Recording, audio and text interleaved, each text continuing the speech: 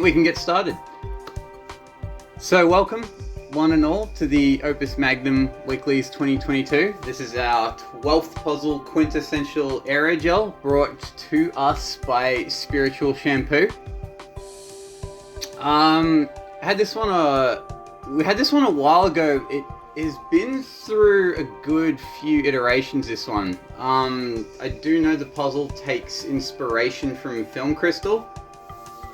We actually, at some point, I do remember we had to modify it to be less similar to Film Crystal, because it started out quite similar, but yeah, the inclusion of Quintessence was, I think, proved to be a rather spicy one.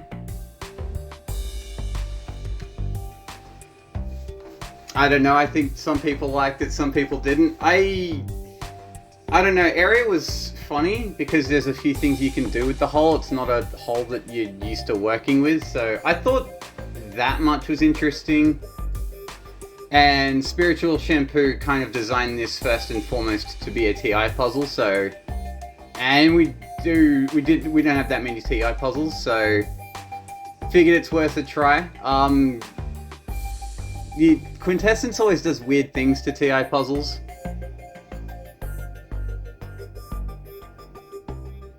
Yeah, it makes it less approachable, but it also does weird things to, like, the skill ceiling, like how low instruction counts can you make Quintessence in the first place. It's just kind of weird like that. I personally don't mind it. I know some people are like black Quintessence for TI. I actually don't mind it at all, personally.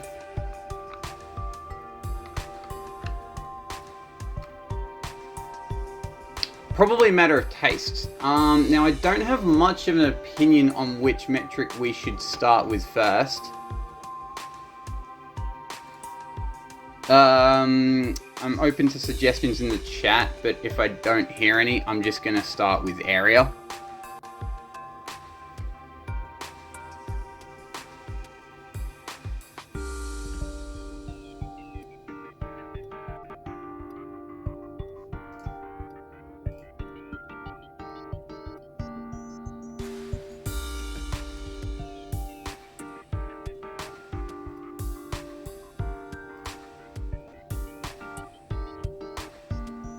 Alright, whichever one has more solutions. They have about the same. One has 12, the other has 13, so that's what we're gonna be working with. So I might, yeah. So yeah, I think I'll start with area. Alright, starting us off with an area score of 48 is a new submitter. It is wonderful that we're still getting new submissions after all these weeks. This one is by Rhinoc. Welcome to the Weeklies, Rhinoc. Already pretty good at 48, actually. It's already looking like a proper area solve here.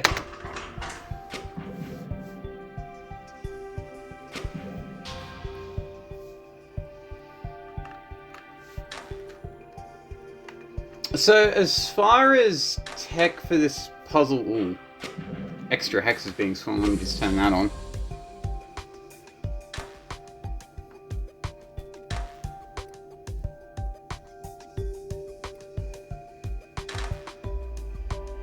So as far as tech goes, I think the actual crystal part is... like, because I know people have been doing crystal area quite a bit lately. So I think the actual joining the two halves was not at all intimidating for some of us veterans.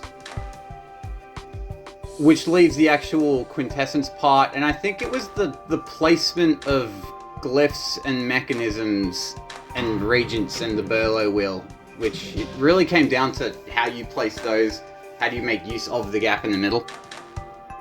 Or don't you use the gap in the middle? Do you want to leave hexes spare in the middle of the gap?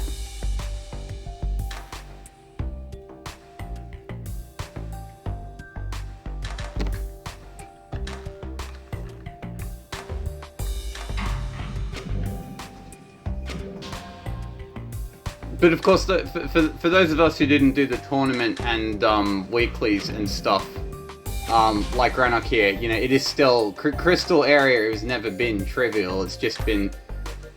Yeah, some veterans have done it a lot, but you can't expect that of Rannoch, who has done a good job here anyway. This is the only real fat on the solution. Other than that, can't really fault this at all.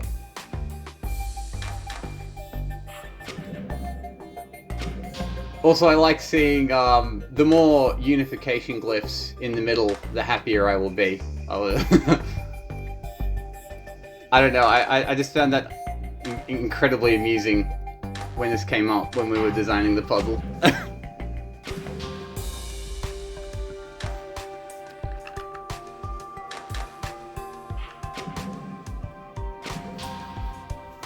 Yeah, only like 12-13 submissions for each metric this week. This was a quiet week, as far as submissions go. I think a lot of people were, from the sounds of it, a lot of people were short on time and stuff this week. It actually reminds me a lot more of last year. The number of... This amount of submissions would probably be considered normal last year. It's just this year has been so, like, good and competitive and such a step up that going back to this feels like a step down, even though it isn't, because this is what would happen every week last week. Alright, moving on though. We drop down to 43 area with Alienate Me. We have another unification glyph in the middle. We also have a non-piston arm.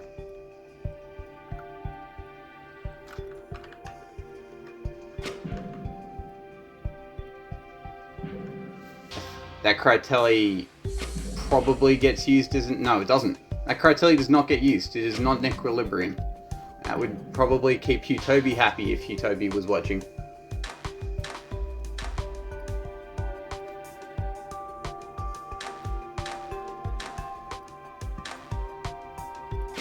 Alright, so here we have take care of the quintessence first. There's also a water atom here for the very next one already. So the strategy here appears to be take care of quintessence first. It's in the middle, and I think that will be more common for the solutions that put unification in the middle. You kind of have to do the quintessence first. That might not be a drawback.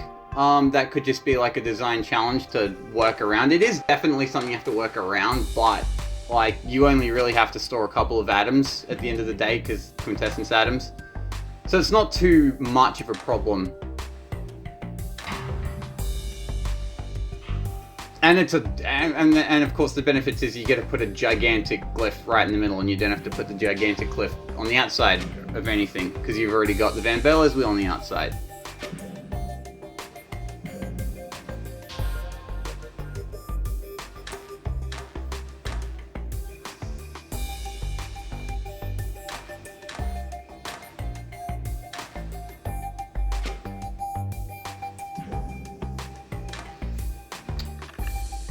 Yeah, Biggie does raise a point with Berlo suppression.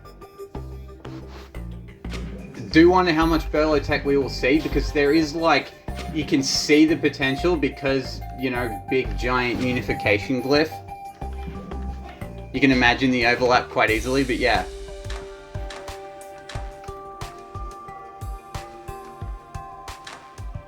Remains to be seen whether it's a trap or a bonus though, I think, at this point in the results.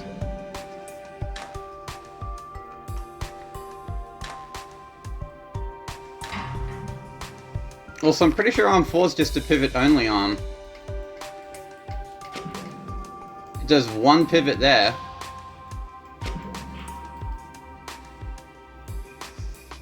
A couple pivot, I think it's 6T'd though.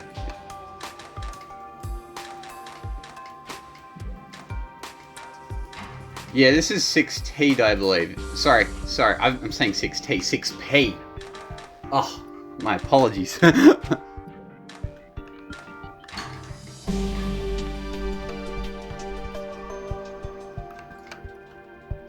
Alright, so let's see what the story with this single-use arm is.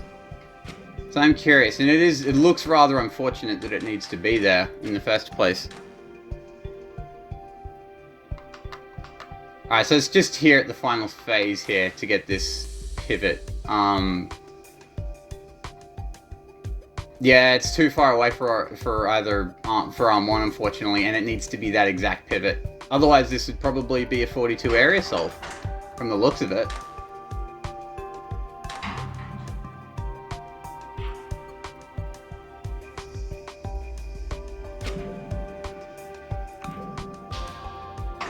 Yeah, armful looks like it hurts. Just at a glance, without even, like, solving this myself, it looks like it hurts. Also, beautiful solution title.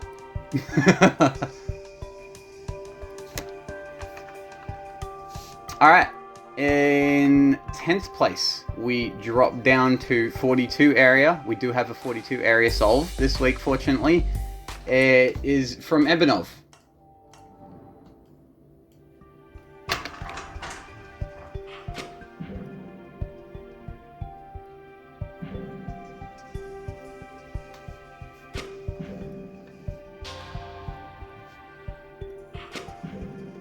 Madmaster brings up a good idea about stream invasions. I've never done it before, but if I finish first, I'll figure out how to do it.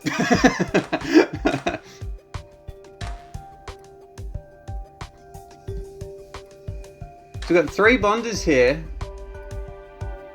and a debonder.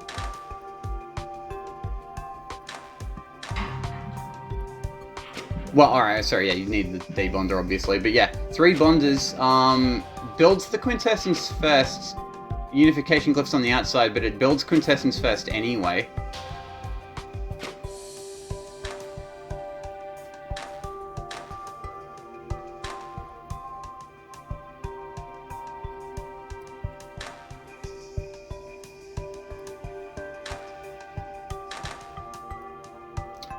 Yeah, area's challenging for this puzzle because you kind of need to build the aerogel in halves, which means you've got 2 pretty clunky, annoying molecules to work with at the same time before you bond them together. Or not necessarily, you can just go with like a giant molecule that's being constantly pivoted if you can work out what the right pivots are, but yeah, you need to work out what the pivots are.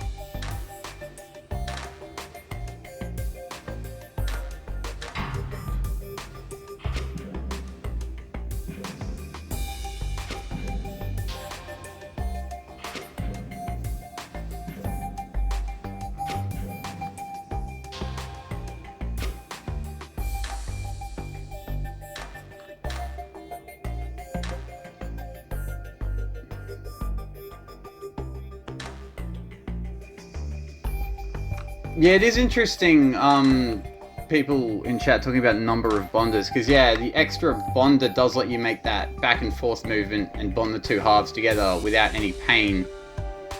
But also, there is a 3rd bonder because the other 2 bonders are not in convenient locations for the arm 2 in the first place, so it needs a 3rd bonder to just, like, put stuff together normally.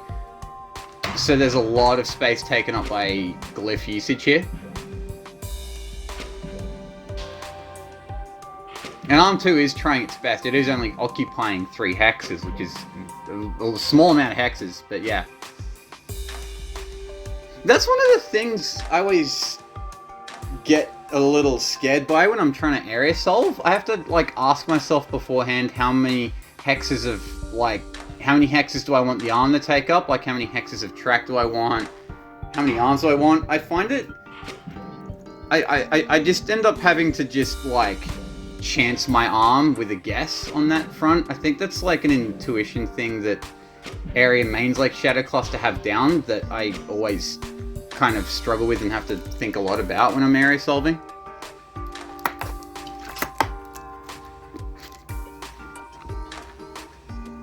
Alright, we're nearly there. It is a very nice movement at the end.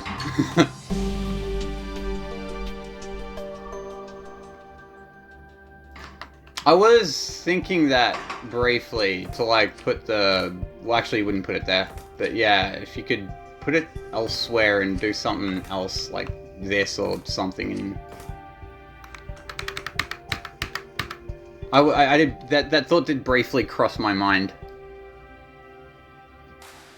Potentially, but that could be hard.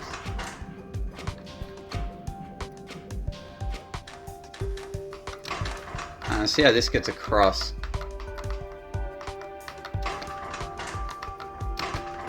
I mean, maybe.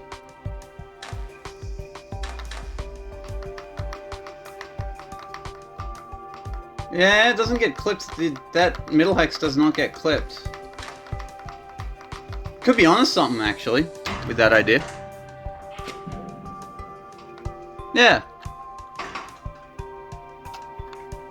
Yeah, there are swings that might clip these exact hexes, which could prove to be a problem, but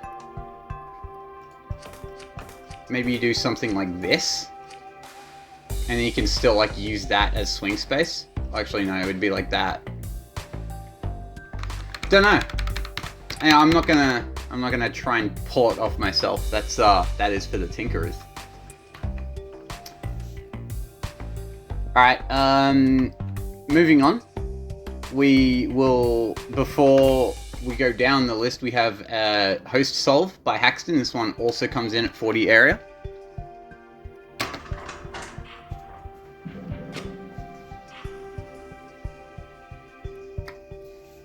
I'm fairly sure Haxton was one of the players who was of the opinion that unification in the middle was a trap.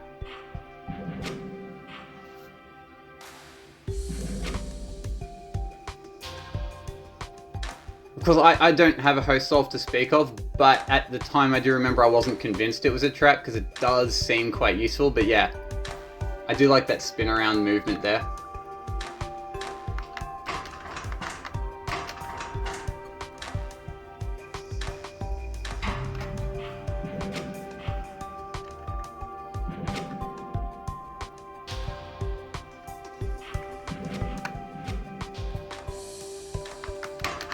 Let me just tab through the twirly bit.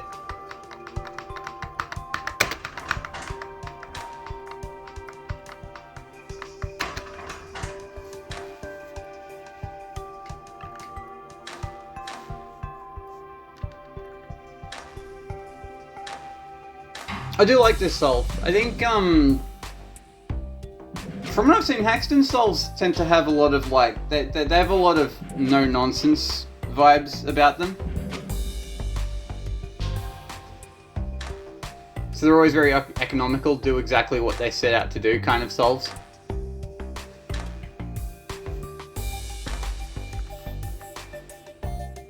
There's one of the things I always enjoy, try to, like, suss out how people, like, think about the game and what their, like, solution, like, thought processes are and how that affects, like, how their solutions end up looking like and what they do.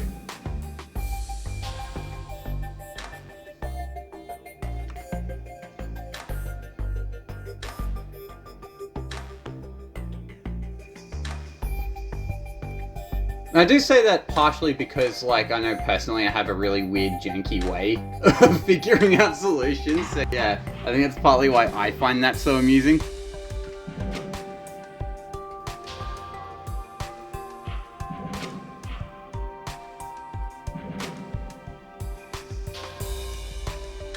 Yeah, this is very clean. It does exactly what it says on the tin. Before I move on, I will pop the question to chat real quick. Who do you think made the top 3 for area?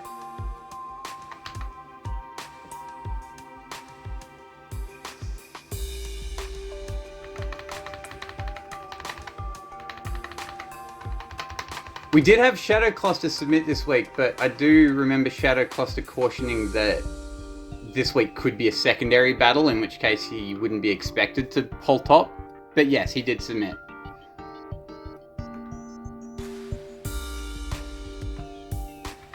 Alright.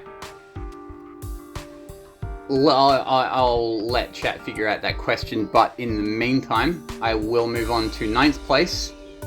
Dropping down to 40 area, we have Mr. Puzzle. who unfortunately couldn't join us for this stream, so I can't ask him about his thought process, which I enjoy doing endlessly. We do have burley suppression tech.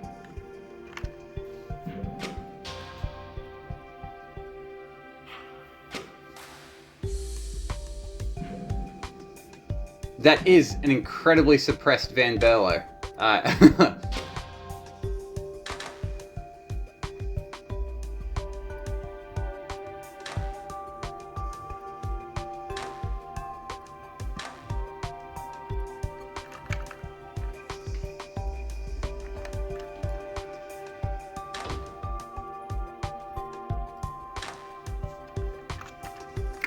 So I guess this won't come into play on this solve, but how did you guys find the secondary? It was a bit of a weird secondary this week, being product. You don't see that for area very much at all.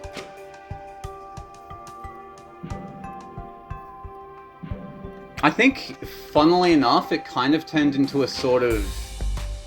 It turned into a sort of cycles race in the end.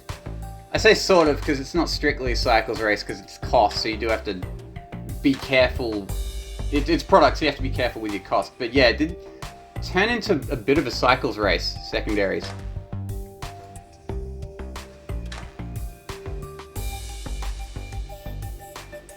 Yeah, a lot of people mentioned it was mostly just cycles they worried about.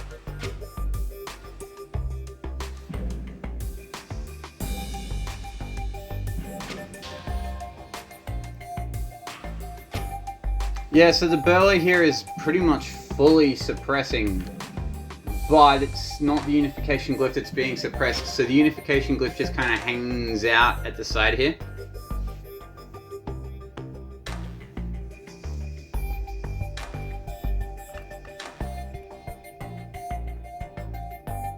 Because yeah, you could in theory do something like this and have like all this stuff, try and have it all this stuff here. So you got the belly moving back and forth between these. Maybe have the product here or something.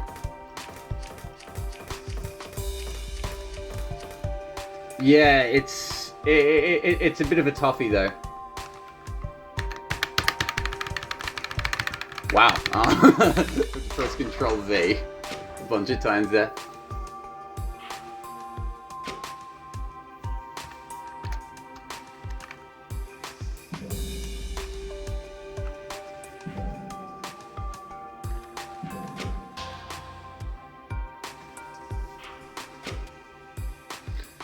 Yeah, if it was like a tournament puzzle and like min area didn't intimidate people and stuff, and people like were pretty confident they had min area and stuff, and they're a lot more focused on the secondaries and they can play around with the product a bit more, then the actual product metric itself becomes more of a thing, possibly more interesting and less trivial.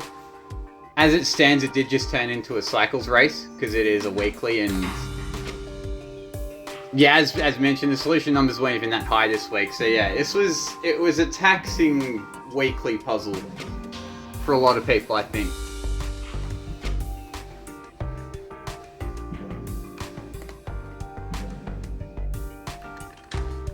Alright, well, let's make one more product and we'll move on.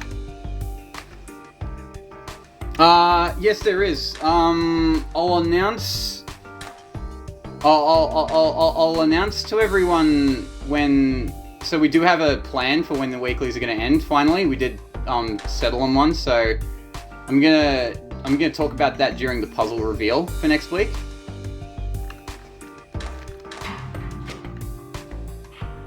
Yes, of course. Yeah, the answer is never. No, we do have a plan. I think we know more or less when the weeklies are going to end now, so yeah.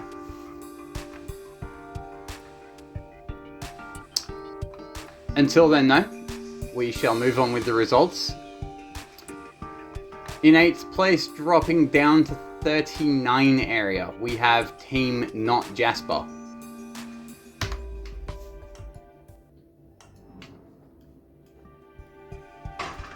Alright. Quintessence in the middle.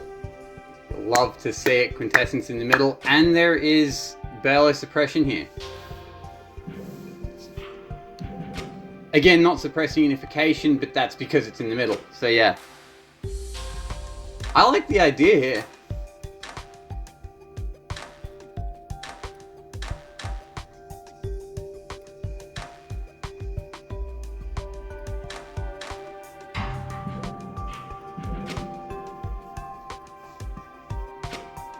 I do like the way, yeah, I agree with Biggie. I do like the way they handle calcification here. Just have Arm 2 just plop it down, and that's all it needs to do, and then you can just bring it back up, and that's all you need calcification for, and it's out of the way.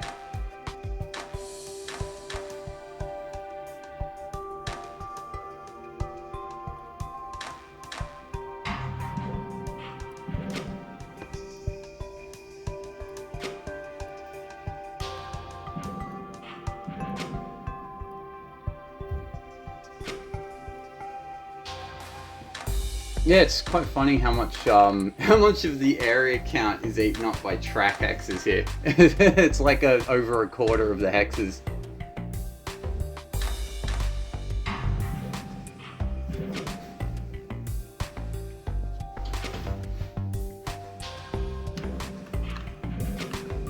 Very cool idea here. Because in general you have all your space down here. Construction will happen over the glyph of unification here.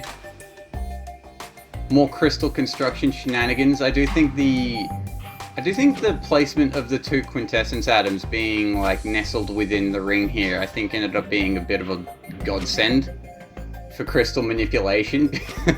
You kind of need both of them.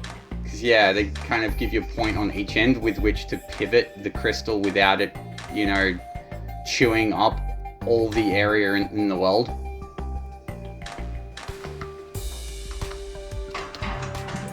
How Jasper mentions being very close to a 38, but the final rotation killed the entire idea.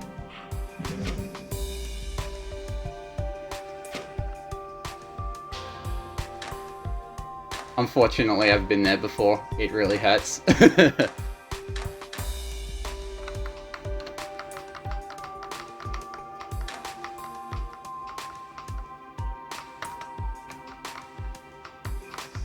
So yeah, it's these final couple of rotations, I think, that that hurts in terms of trying to get a 38. It's probably that last one there to get the final bond on, I think.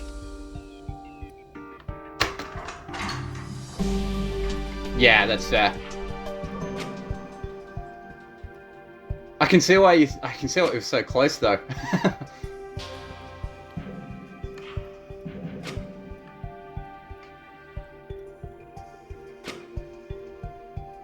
Alright, with that we shall continue.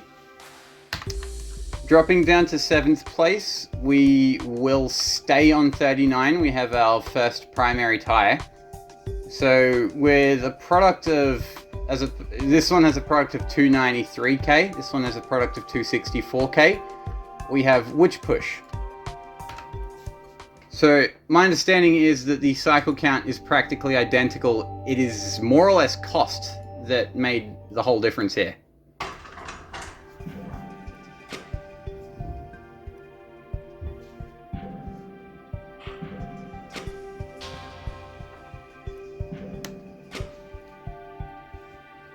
Unification in the middle. Unification in the middle.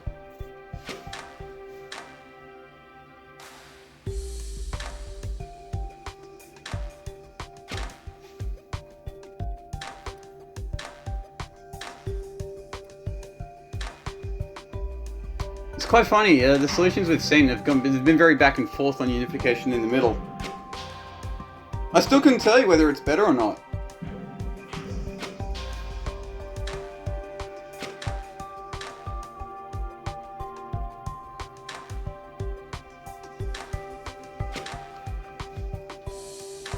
Yeah, we went straight from fancy quintessence, fancy Berlo movement to zero Berlo movement.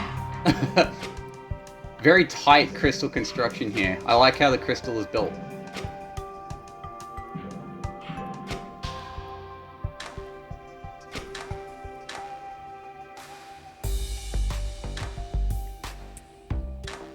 So you build Quintessence first, which is never really going to be the problem, and you just kind of build it sequentially.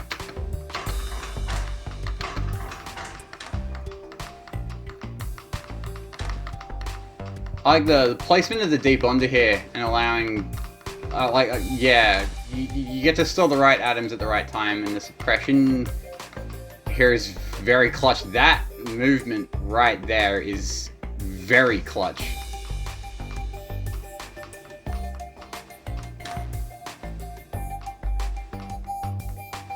And then the final pivot here works out more or less perfectly. And you just pivot back and it solves. This was super nice movement. There was no fancy suppression tactics, just really good crystal movement.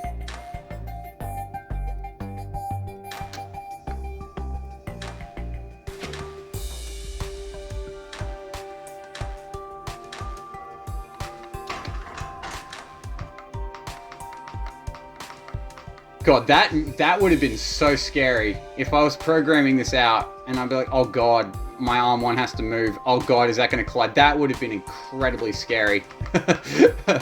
Really held your nerve on that one. And it's really nice that for the final bond here, you can just pivot back and forth.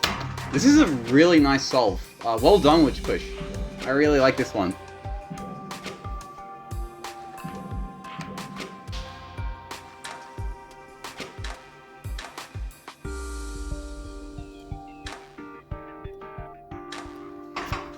Yeah, Sonny, hello, Jasper. I tend to do the opposite.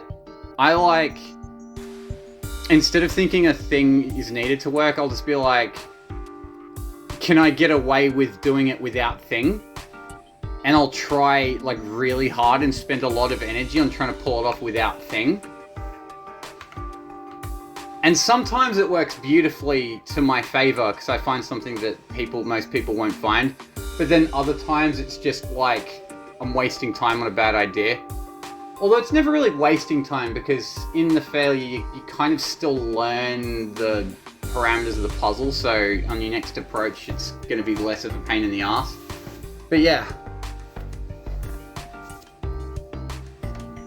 I think that's part of the intuition with being a good area solver. You get that sense for what will work and what won't work and what's needed and what's not needed.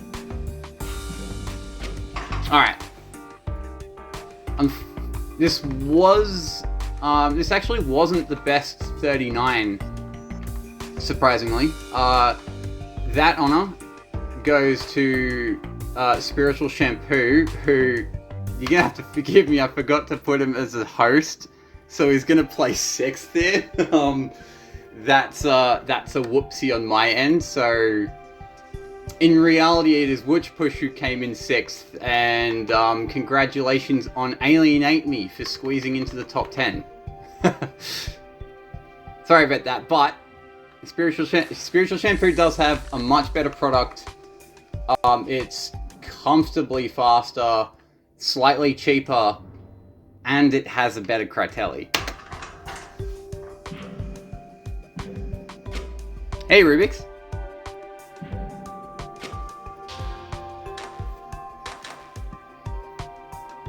I don't care if Goodbye Galaxy is watching. This is the Critelli of the week. And anyone who disagrees can eat rocks.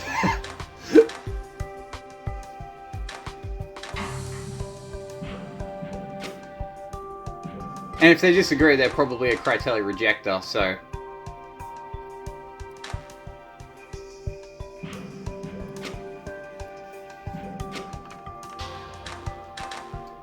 So yeah, not using that Critelli. So yeah, we talked about this idea with, I think it was Evanov's. Here it is fully realized. 2 bonders instead of the 3rd. This time, one of the 2 bonders is in a very convenient location for both piston arms, actually. So a 3rd one is very much not required.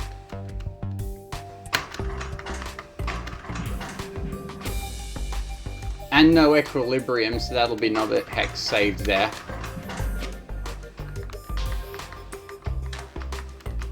It's very nice in general. Yeah, the ability to dodge that Critelli hex in the middle really comes in clutch for this one. Because that is a very nice movement there, that rotate there, that did not eat up any area. You get that super convenient joining of the two halves, and in it goes.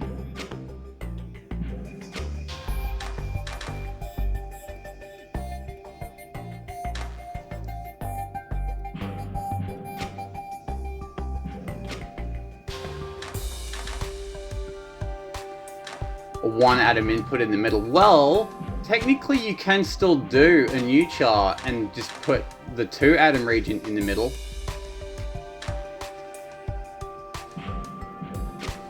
It'd probably be easier to suppress too. in fact, no, probably it would be easier to suppress. You just leave an atom there.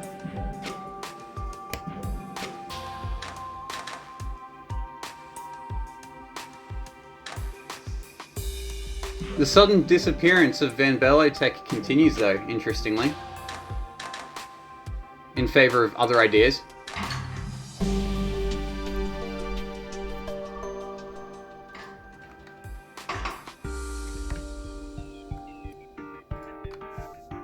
This is really nice though.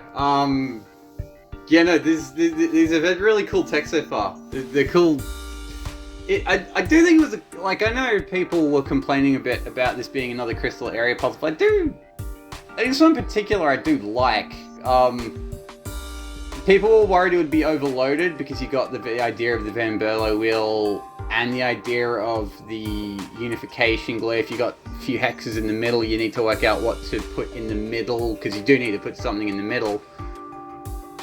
I don't know, I think that's kind of what makes it interesting for area, because, like, yeah, I don't know, it makes the approach itself unclear. You're not entirely sure which route to go, and that, I don't know, for me that hits the sweet spot of, like, puzzle difficulty, where you have to, like it's more of a conceptual challenge in and of itself.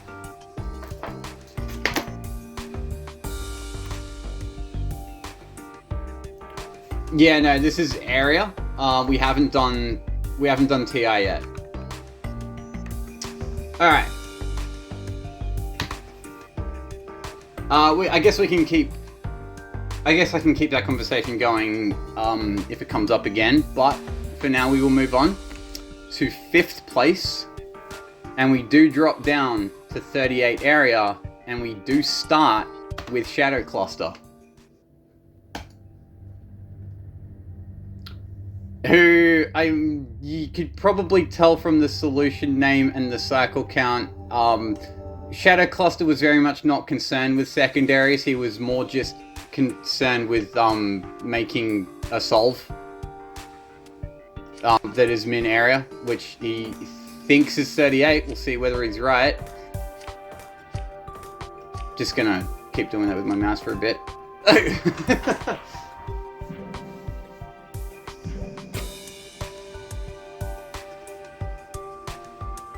So 38 area, nothing standing out, no unification in the middle, no missed hexes. He's gone the D-bonder and a triangle track in the middle.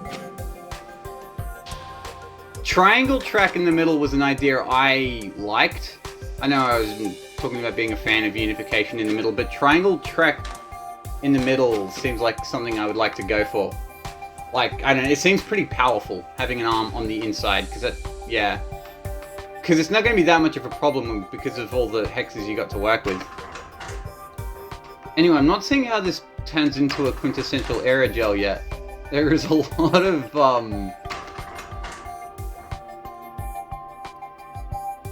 that looks like a challenging spot to put your only bonder. Right on the corner there.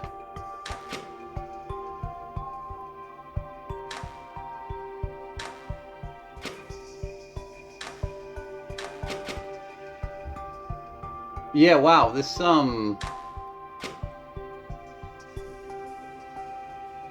he did all that to get a single salt atom on. Because he had this diamond track, he had this diamond pretty easily, it was literally just that he needed to get on.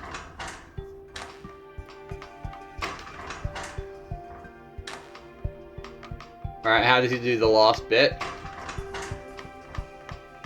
Gonna need to continue to suppress that. He does. It is out of the way, so I guess he can just do a pivot here now.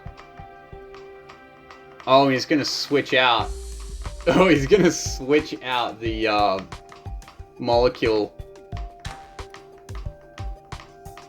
And he can just pivot. Wow. Very technical.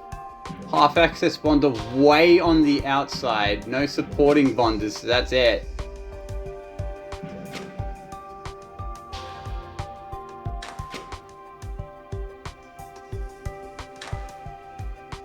This is wonderfully whack. Because yeah, he gets this diamond pretty much immediately, but he needs to get assault like here, and that's a super painful position to get the salt in, so he needs to do all this stuff first.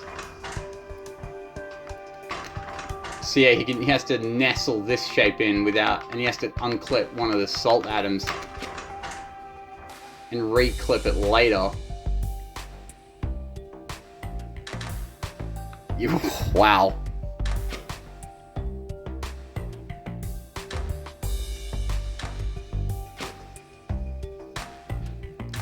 Is this really the fastest way for a 38? No.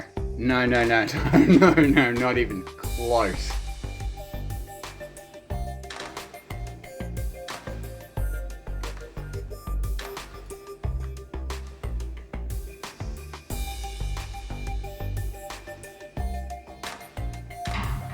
This is incredibly cool though. If you gave me this layout, I'm pretty confident I wouldn't have figured this out. This, yeah. Took Shadow Cluster 8 hours, so I'm pretty sure that rules most of us out.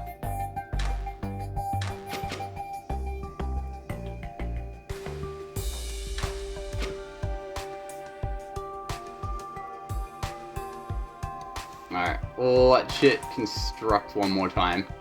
It is a very slow solve, but yeah.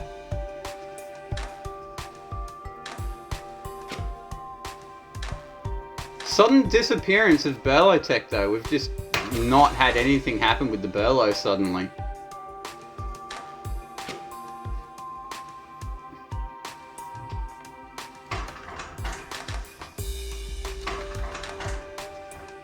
This is definitely the only solution with the debonder in the middle so far. Yeah, you're kind of committing to a debonder in the middle is a bold decision. Like, it's not a bad, obviously it's not a bad decision, it's just like a bold one. You need to know what you're doing to be able to commit to a debonder in the middle without it just messing up whatever your game plan is.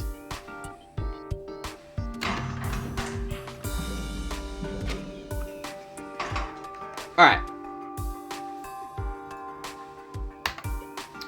Moving on though, we do have 4 people who beat Shadow Cluster.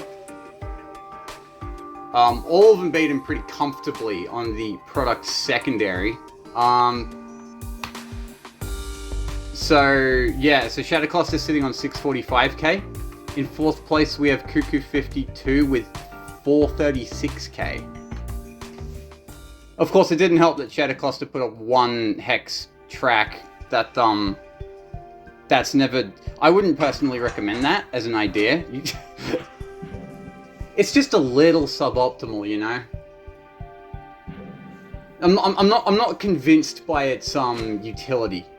Just personally. I know people would probably disagree with that. It's a bit of a controversial statement, but I don't agree with a 1 hex track.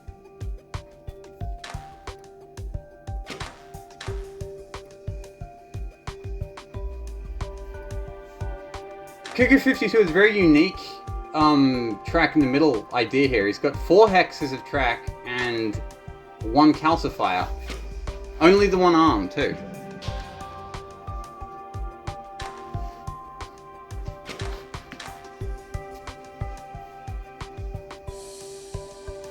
Hey Biggie, sometimes they hate you because you tell the truth. You can't help it, but you need to tell the truth anyway.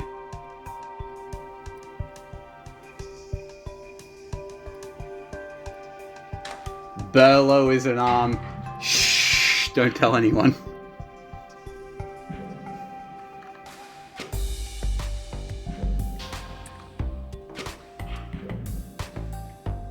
Why wait to do the second quintessence like that? It looks like he's just trying to make a few bonds. He's just trying to get this half bonded and out of the way, and then he can, like, he doesn't have to worry about... Because he can just store all these atoms here, and because his quintessence is just up here, so I think it's just, like, for ease of mind a bit. So he's like, alright, now I've got a half, I can work on the other half now.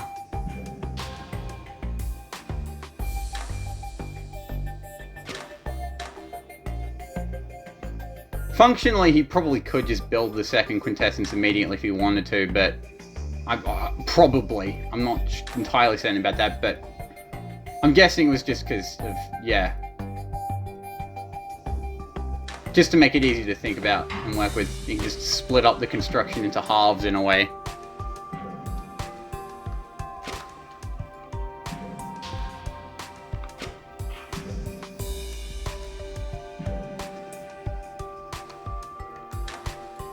So yeah, very, very cheap this one, but nearly as slow as Shadow Clusters, which was incredibly slow.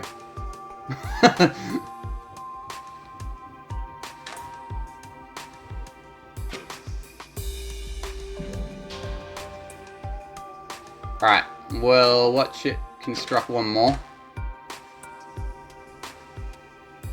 The actual construction of this crystal itself is surprisingly not terrible here. The, pretty clutch input suppression here to be able to store these two, to store the stabilized air right here and have everything else here work out just as it needs to.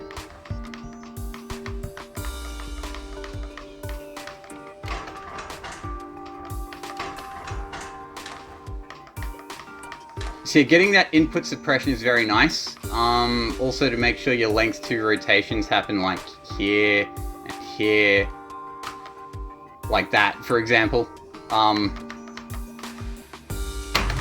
it's kind of worked out nicely in advance. Like if you can work out which atoms you need to clip ahead of time, then I guess in a way suppression's never going to be that much of a problem,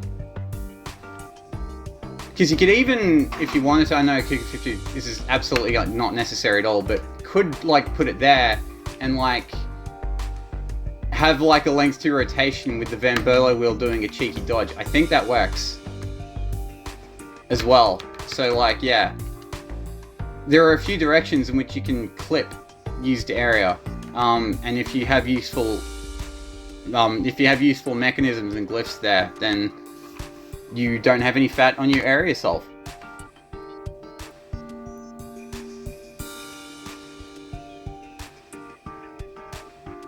Alright,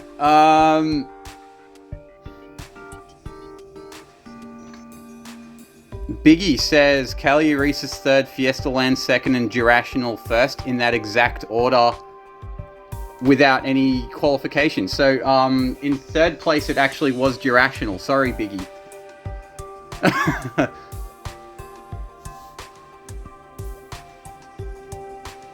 Yeah, Durational coming in third, much faster, much better product.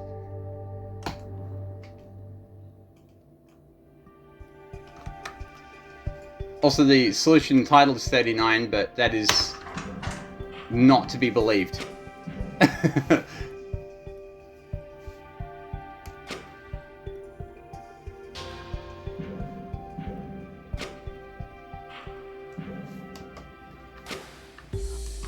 Unification in the middle. It returns unification in the middle.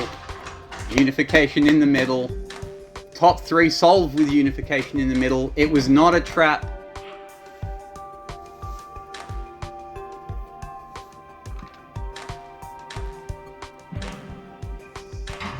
It's me. It was me all along. It's unification in the middle.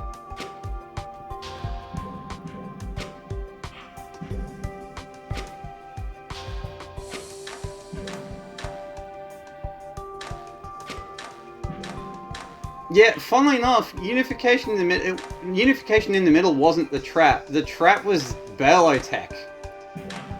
Berlotech did not prove to be useful at all with the tops. If I'm remembering the top two salts correctly, I don't think they used Berlo suppression either.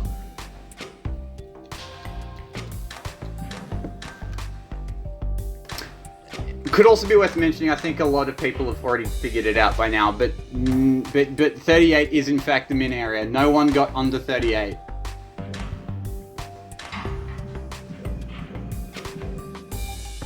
Which is understandable, because you look at a solution like this, where there is just like no really superfluous hexes being used, only 4 hexes worth of track. And it's a pretty complicated unification / crystal thing you need to work out, so it does seem like a fairly natural stopping point for the area count. It's just, you know, hard, because area hard.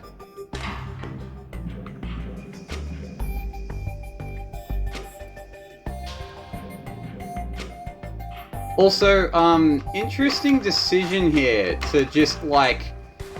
Interesting decision to leave the Van Berlo wheel on a fire hex, so that all the other stabilized airs that need to be constructed get turned into fire and need to be recalcified. I couldn't tell you why why they don't just leave it on a salt hex so that they don't need to do that at all. In fact, I think that would save cycles. I don't see why that doesn't save cycles, but...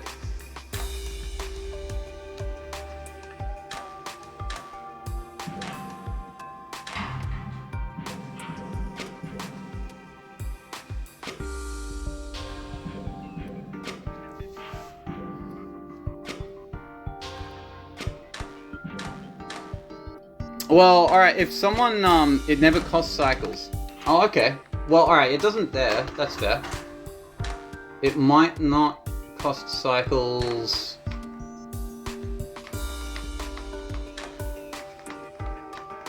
Right, so it kind of needs to be in that spot anyway. Alright, here, it still doesn't cost cycles. Alright, because that needs to be bonded. So no, Biggie is right, it never costs cycles. Okay, so that was just a flex. That was a... Okay, solid flex, well done.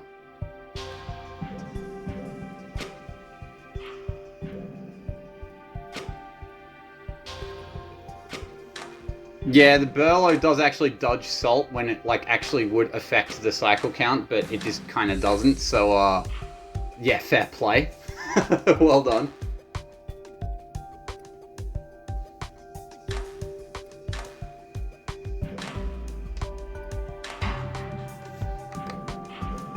Well done to Durational though, for claiming top 3 on a pretty intimidating area puzzle. I do hear from Jason that this was mostly Irrational guy's work.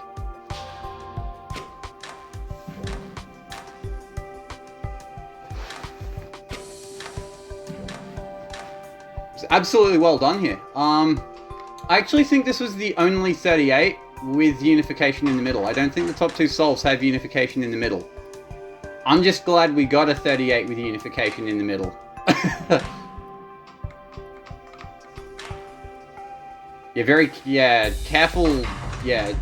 Careful planning on the placement of the debonder and bonder and the stabilized air region. It's a very sensible looking area solve. It's very nice.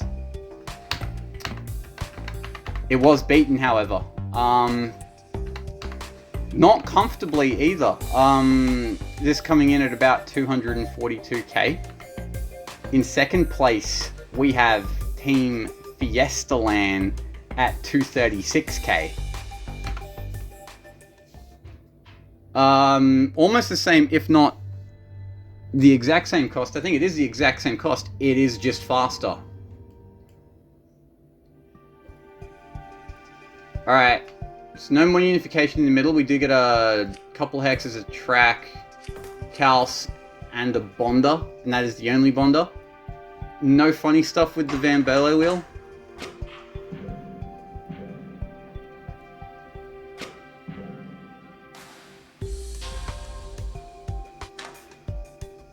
Yeah, I personally, yeah, I know I heard at some point in the week with Team Fiesta Land, I think Keverland was pretty confident a 37 couldn't happen. I mean, I haven't done the theorizing, but I don't know. I don't see how a 37 wouldn't be possible just yet.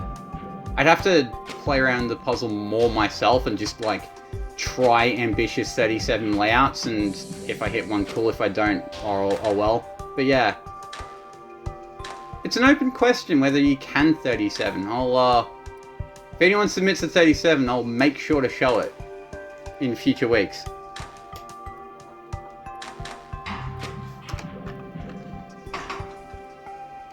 Yeah, so there is a cool rotation here at the very end that Hello Jasper brings up. I think it happens around here. So this is when Armand does a swing here, and it would have clipped the bellow, but it does not clip the bellow, because the bellow does a spin out of the way. And that ended up being the key to this working as a 38. This was like the clutch swing that Fiesta Land were kind of desperately looking for towards the end to get their 38.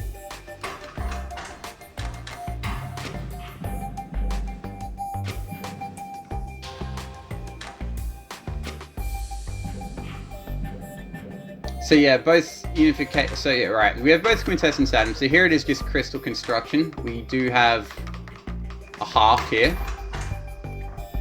Building the two halves themselves together is fine, because you only have one bonder. It's the part where you have to put the two halves together that proves to be very difficult to manage here. Although here, just getting the right bonds also kind of...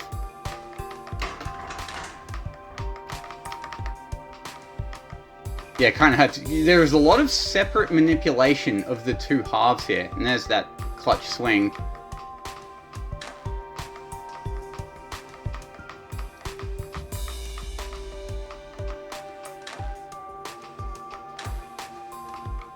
Yeah, very scary movements at the end there. That gives me the sense that it just barely managed to work out.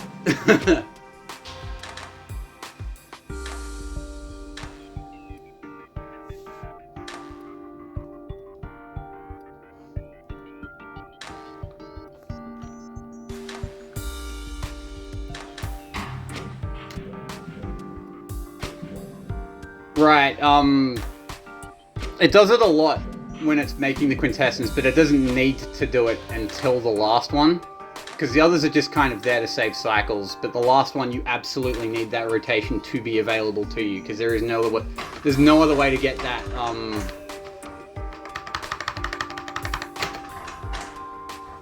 yeah, there's no other way to get that, that molecule out of the way.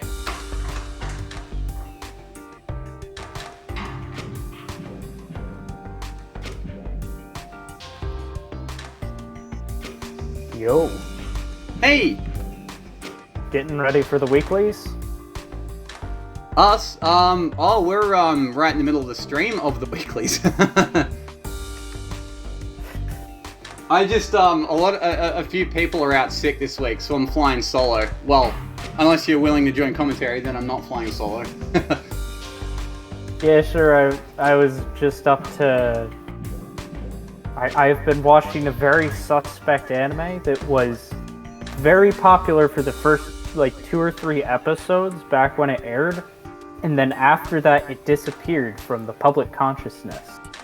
And I think I know why. That sounds incredibly sus. Oh boy, let me tell you.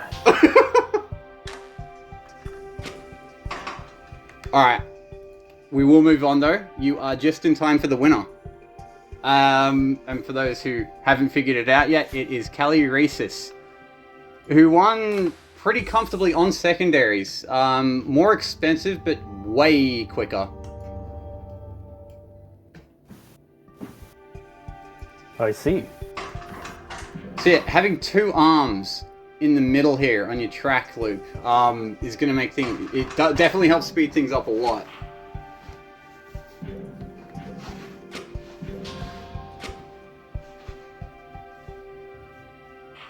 Yeah, Caluresis has been on an absolute tear lately.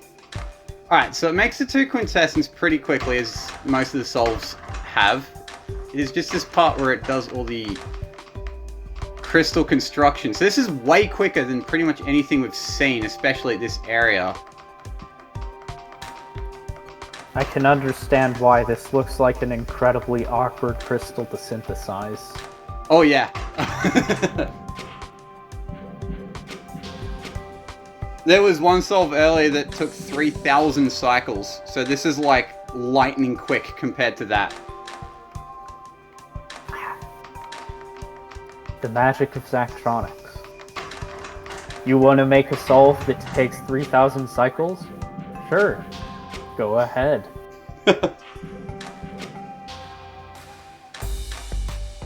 Oh, there was one tournament puzzle. I'm glad I wasn't a part of it. There were some solves that had like 6-digit cycle counts. It was terrible. Imagine you have like what is it? You have a desync error, but it's on like cycle 500 or like 5,000, and you just have to single step the tape all the way there. Ugh. You know what's terrible is like when you're doing these area solves and you've worked out every movement, but then like it's the very last one that like barely clips something and collides, and there's no, and you kind of desperately trying to find a quick fix and it's just not happening. That's the worst part. Most definitely. But yeah, I don't think anyone else considered 2 arms inside the gap here, which it is kind of scary, but it does give you a lot of flexibility on manipulating stuff from the inside.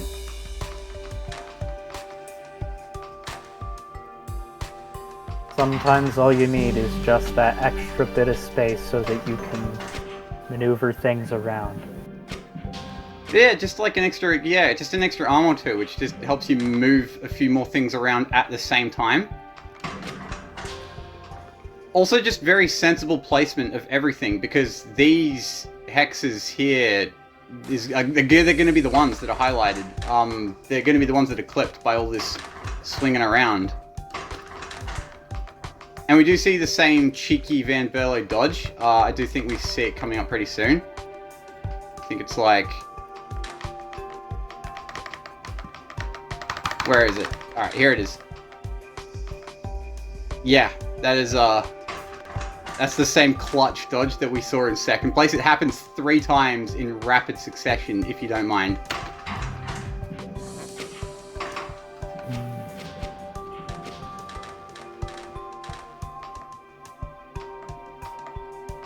I see this is a part of the wonderful world of edge case mechanics. Oh, that's so nice.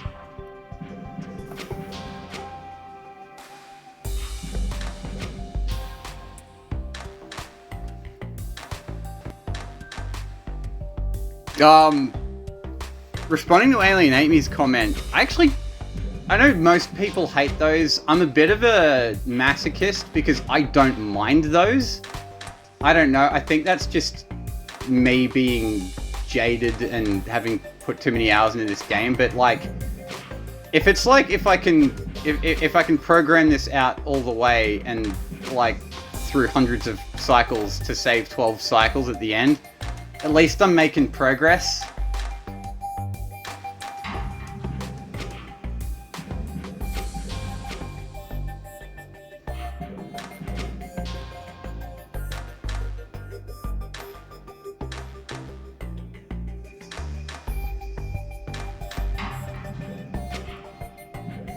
Oh man.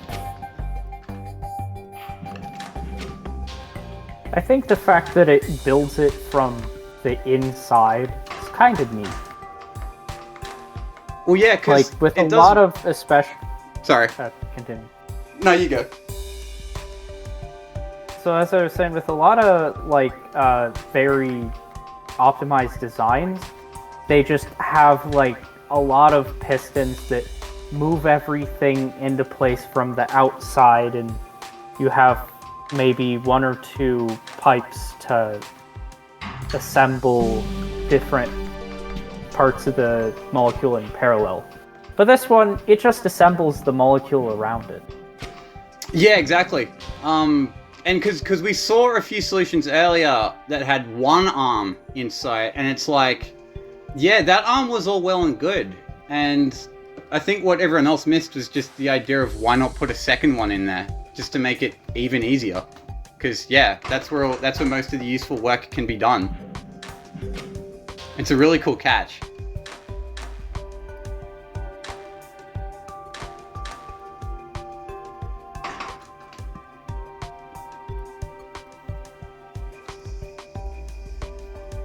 Okay, yeah, fair enough, alienate me. That one does suck. That's terrible. Alright. Well done, one and all, for those area solutions. Those were really cool and technical. It was a really intimidating area puzzle, so I don't blame people for skipping out. But yeah, the souls we got were awesome. And that was just one of the metrics.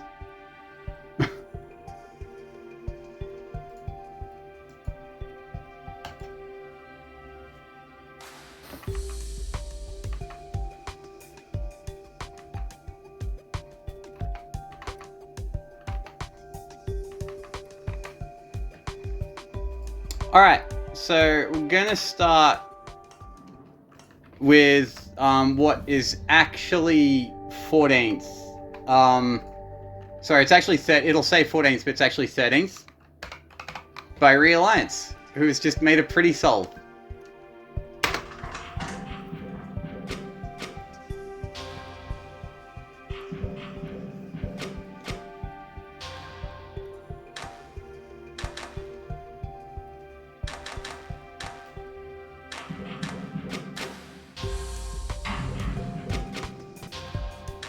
Here's one that was like what I was talking about, where you just have the molecules assembled in parallel, and then they're stuck together and stuck in place from the outside.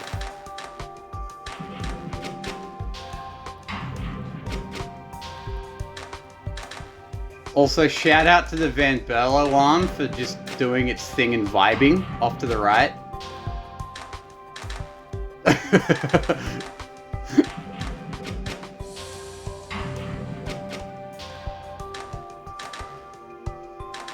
Yeah, unification in the middle for T plus I is a bit weirder of an idea. I'm not sure we're going to see that very much, but yeah. This isn't trying to be that. This is just nice. This is...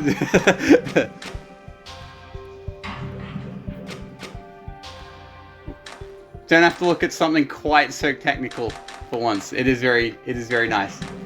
Thank you for submitting Realize. This is super pretty.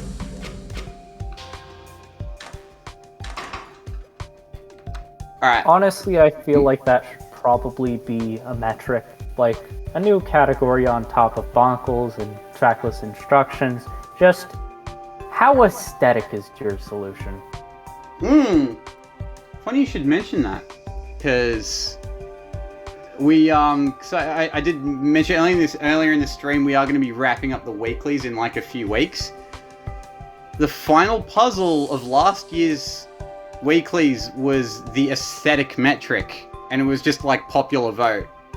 And I think we're going to be doing that again this year. Hey. Alright, moving on to 12th place, we have username Void, who built this just to claim the title of fastest solver, so he retains his speed solving crown.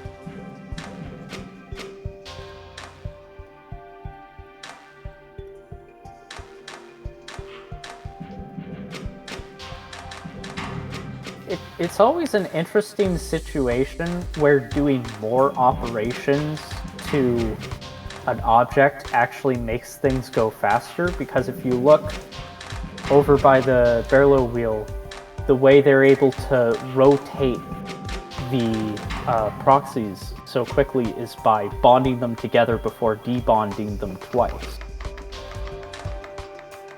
That's actually like a clever thing to like, because these speed solves are made to just try and like use the lowest amount of brain power possible, because you're trying to build it as fast as you can. And this idea to just like grab it by the aero atom and just like burlow the other three, and you've got one of each type of element, and you can just throw that into the unification glyph. That's super nice. Yeah. And the fact that it also syncs up with starting the next molecule as soon as you're moving the molecule over to the output. Yeah, right. So like it is there. The way the quintessence is handled is honestly very clever and very good. For those asking, made this should be proud. Sorry, for those asking, the thing that came in 13th place was an area solve. So no, it's not going to be shown because I already showed it earlier.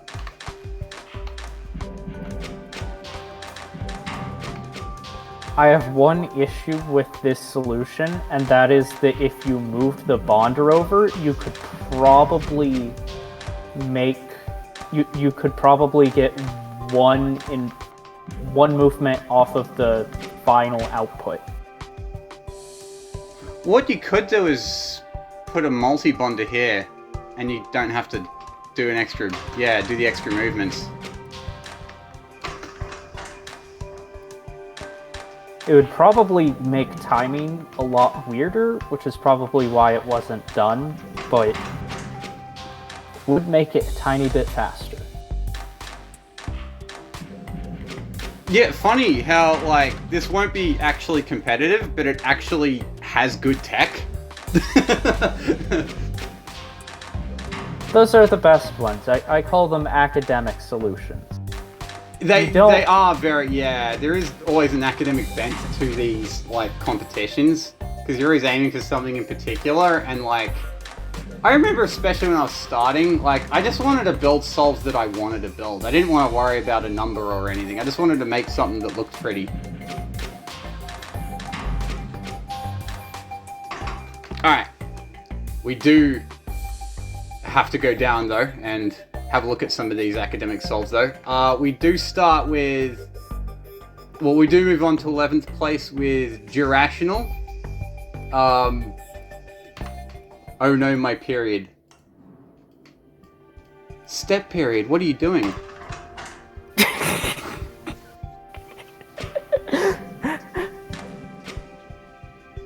Alright, so this looks like... Alright, I think it's just gonna be a waste change, so I'm gonna...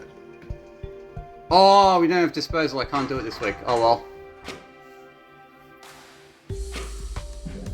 I might have to turn disposal on so that my computer doesn't cry later on.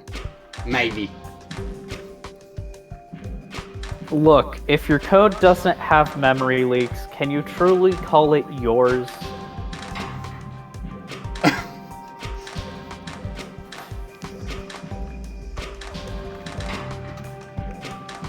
Alright, so this does get us started though. This is the general idea.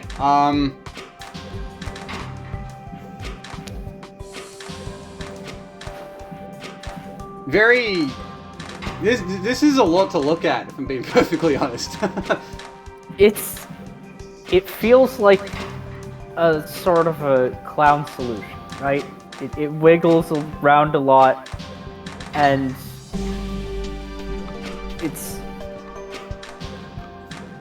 it just, for some reason, reminds me of a circus. I really like ARM 11. Like, I know it's got, like, I know it does have 7 instructions on it, but just, it never actually resets. It just, yeah, it just needs to do one rotation 6 times, and it gets the last bond and output on, like, right before it needs to grab the next one.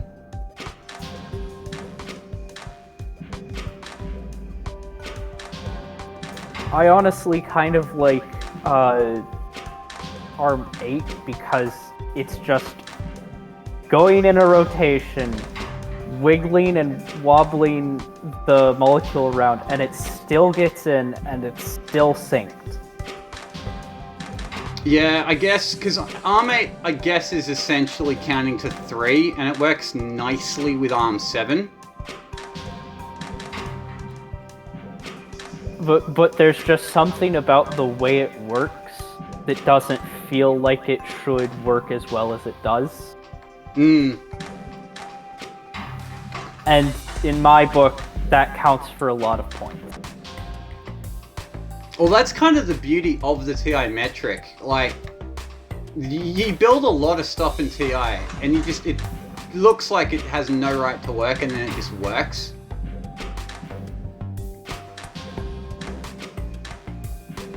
Like, yeah, I always think that's TI when it's at its coolest, when you can just kind of, it almost feels like you're cheating something into existence. Yes, because, oh hey, it's grabbing things and placing them down and moving all over the place. It really shouldn't. It should have all kinds of conflicts, but the thing is, it doesn't. Alright. Coming down the 10th place. There's just a hex arm. Sorry.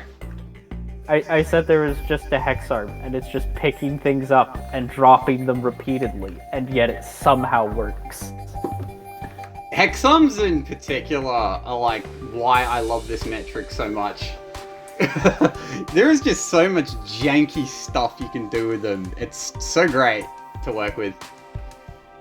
Alright, coming down to 10th place, we take a bit of a drop in the instruction count down to 47 with Alienate Me. And this is a big one.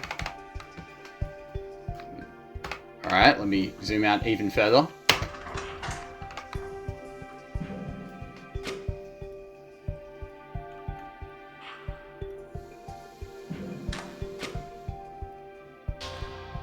That's a nice rotation here with ARM 4 and 5. I always like seeing that one.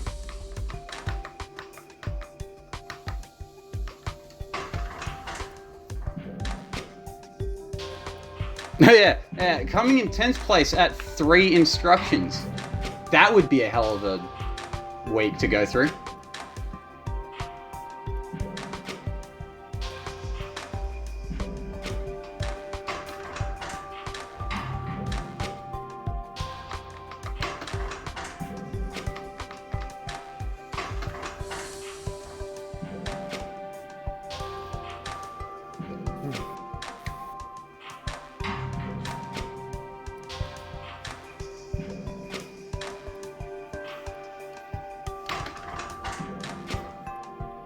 So, yeah, I don't know. Yeah, I guess this is a good starting point talking about TI, looking at all the other solutions that we're going to look at. Because, I don't know, the fact that everything is so spread out, like, the operations just kind of become clearer. You can see ARM 1 grabs once every 3 loops, and ARM 2 will grab once every 2 loops, and you can immediately see why that's a useful idea, because it just perfectly splits the amount you need in the crystal itself versus the amount you need for the quintessence atoms.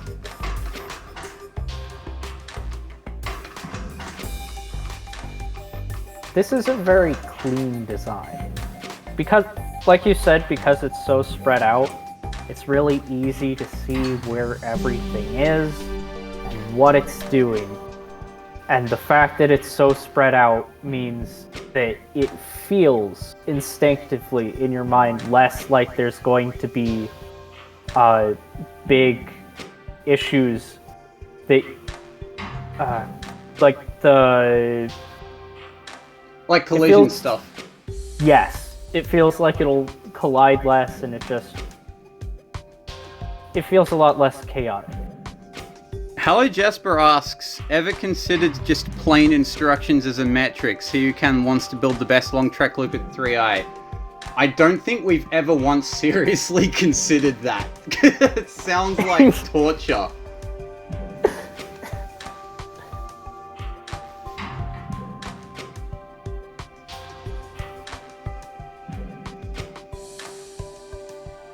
I don't know, maybe I don't know. I can't even think of an exception to that rule. It seems like it's going to be painful.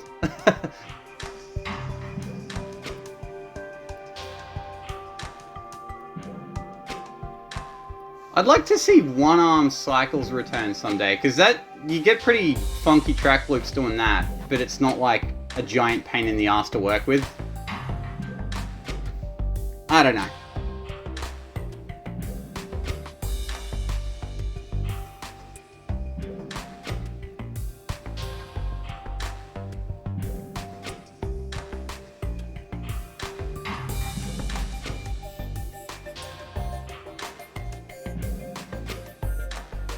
Arkles. What were we calling it last year? We were just calling it calms, weren't we? Yeah, we were just calling it calms. Alright, while we're in 10th place, I guess this is where I usually ask, who do people think are in the top 3?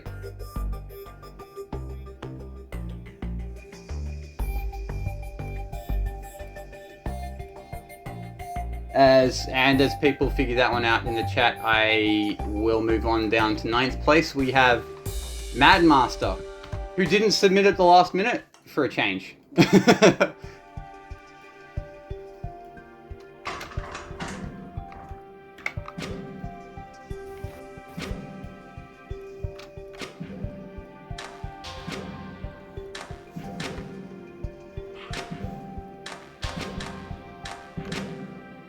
Alright, so cheeky activation of the quintessence of the glyph of unification here. Ah yes, the return of the rotating hex arm. You love to see it. You love to see it. It's like a shift register, but for alchemical proxies. You can use it for pretty much everything, and every time you do so, it's basically just black magic.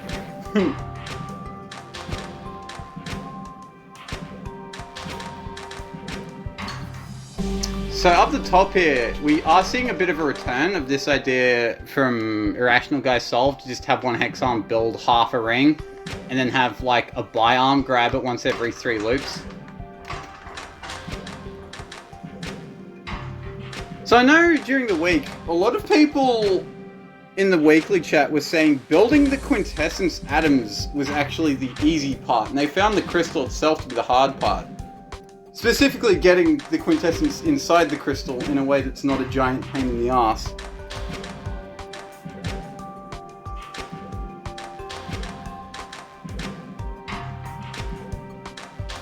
I can see how that would be, yeah.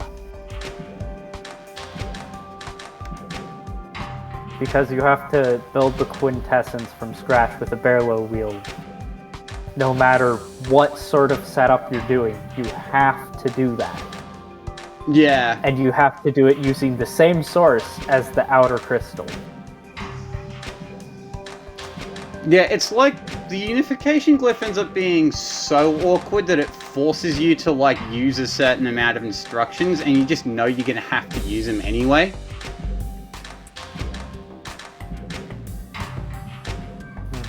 I guess in a way, like, you can describe it as like, when it comes to building the crystal, there's a lot of like, there's a lot of really difficult black magic ideas, and there just aren't a lot of those with the unification glyph, because it's just an awkward ass glyph. Absolutely. Just full stop, yes. So we for the weeklies, we try and come up with like puzzles that have quintessence, because it's like an important part of the game. But then most weeks that we have quintessence in a puzzle, people just go, ugh, quintessence.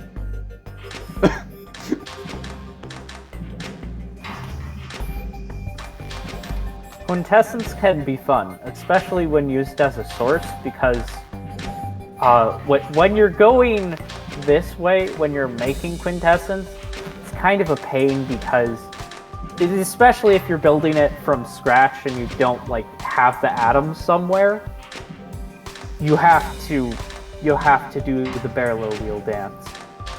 But when you're using quintessence as a source, like, oh, that gives you a lot more flexibility in the pipeline, because You don't have to move all of the atoms individually to their spot. You can just like move the quintessence there and then split it and then use it where it was split.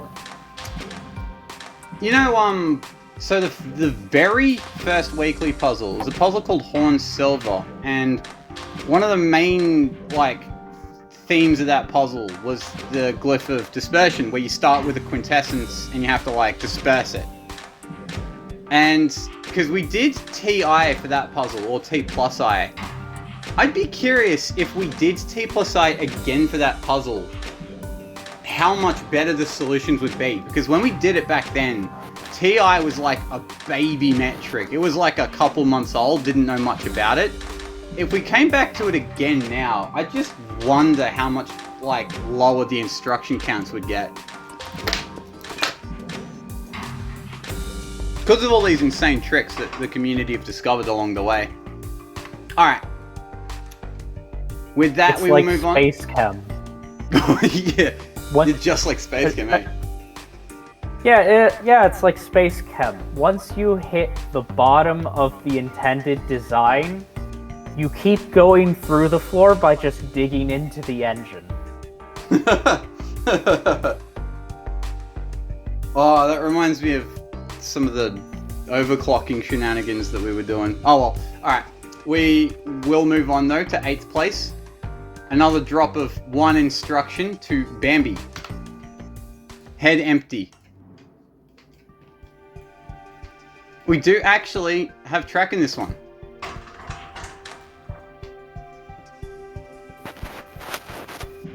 So it's just instruction.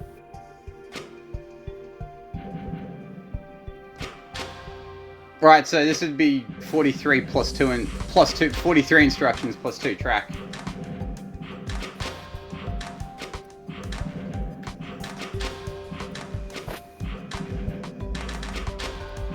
I'm gonna This is another magical one because the hex arms jitter a bit, and the jitter just makes it even more confusing to look at. I'm gonna assume from the solution name that Bambi kind of was like a little just throw it together and try and make it work. I'm not gonna worry too much about optimizing it this week, which is very valid.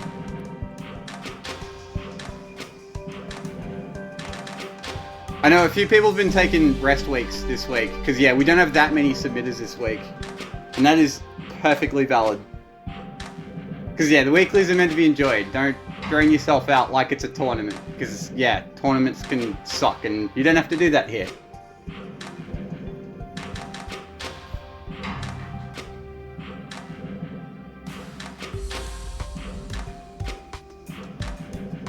I do, yeah. Kevalan mentions the duplication. It's actually very cool here, the duplication. Here at the bottom.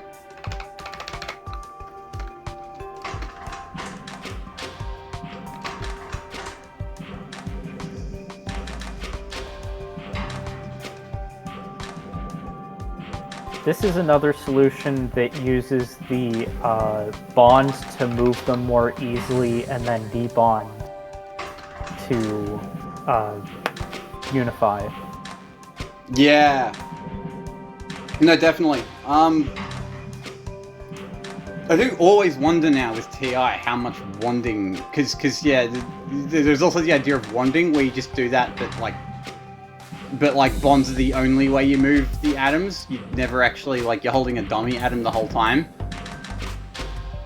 And I don't know, during the tournament early this year, like, Biggie made a lot of progress in showing just how powerful that stuff is when you're like really looking for it. And it absolutely does my head in, and I always have to wonder when we make a TI puzzle how much it's going to feature. I don't think it'll feature here, but yeah, it's like it always could now.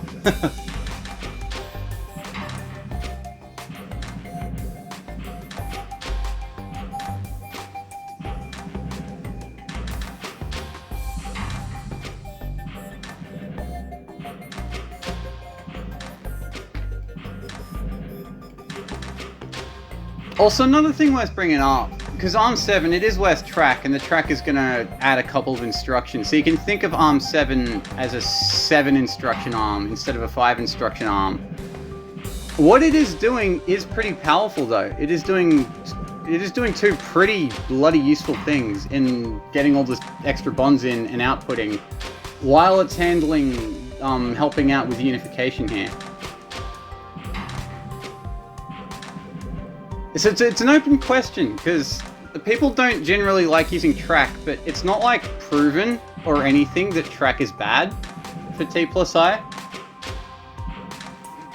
So I always wonder whether we're going to find some insane trick involving track one day that's just going to blow T+I out in the open and just completely change the whole metric again. Wouldn't be the first time.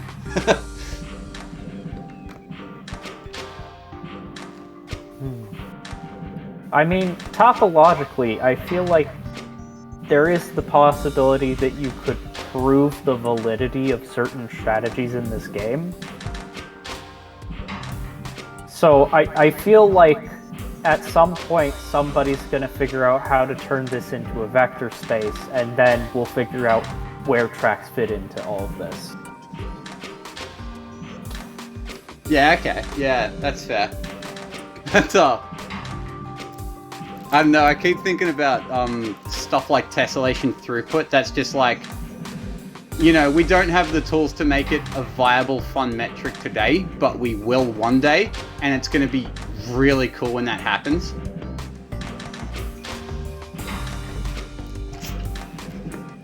That one's on the modders, though. Godspeed, you dear modders.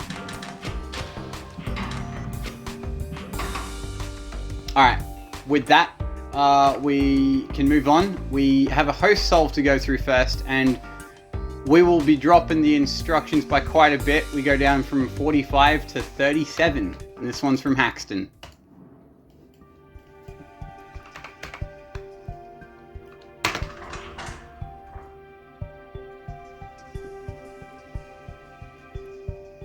Shit, the solution just suddenly got way smaller.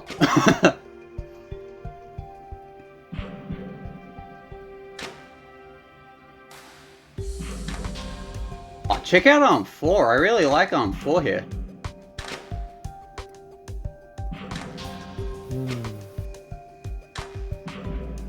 Hey, give me a bit. I can't tell which arm is Arm 4 because I'm very pixelated. Oh, okay. It's one of the unification arms. It's like pretty close to the middle of the screen. Ah, yeah, that's I think that was like 2 solutions ago. There was another arm that was like that where it also carries out the quintessence after carrying the stuff in. Yeah. And that's also another thing that happens when you get to like the best TI solutions. You start having to ask yourself, like, how do I make arms do more things? Like, with the same amount of instructions. How do I get like an arm here to do something else at the same time? Like with that bi arm in the last solve, you try and do that, but like, yeah, with height restrictions on your instruction count.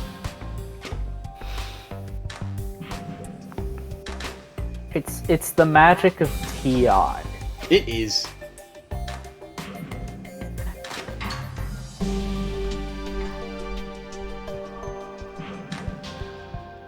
This solution's probably a good example of why I like this idea of having your quintessence atoms being grabbed by a bi-arm, but having your crystal atoms grabbed by the tri-arm, and you get this like your crystal. The tri-arm grabs 3 for every 2 that the bi-arm grabs, and it will. It kind of perfectly cancels each other out, so you get the right proportion of atoms. I expect to see that idea more as we go down the solutions, because I think it's going to be a powerful one.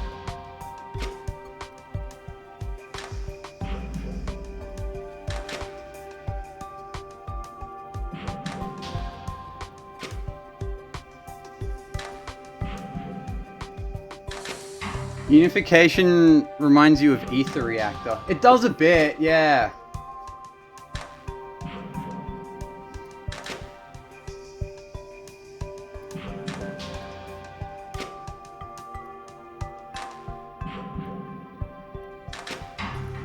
Pentapig's winning ether reactor solve is legitimately one of the most clever things I've seen in production instructions ever. It was insane what he came up with there.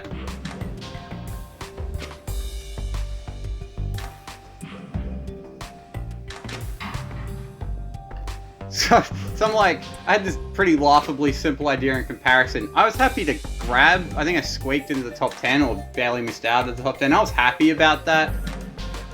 But yeah, it was like I was playing checkers and Pentapig was playing chess. And I hear Pentapig is very good at chess, IRL, so yeah, that checks out.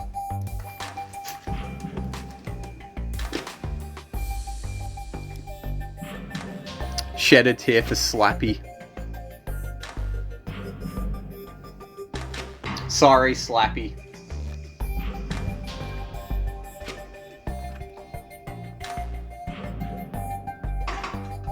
Alright. Moving down though, we enter 7th place. With another instruction drop, we're going down to 33 now with Mr. Puzzle.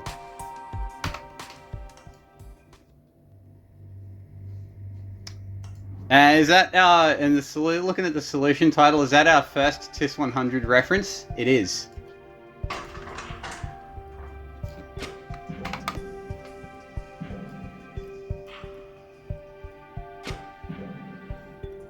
You know, a lot of people have talked about how there were transputers that existed that no longer exist, that worked very similar to the TIS 100. But nobody's really? building them.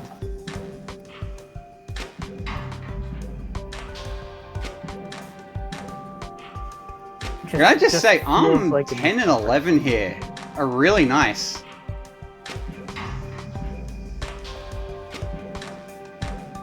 Like, cause it has to spend quite a few loops, like, moving its molecule back and forth, and it takes just the right amount of loops. That's a cool find. It is.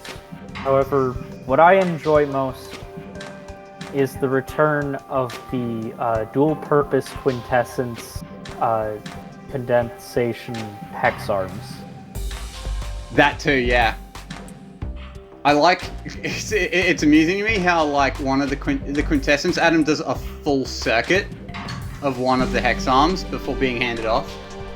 And that's just okay.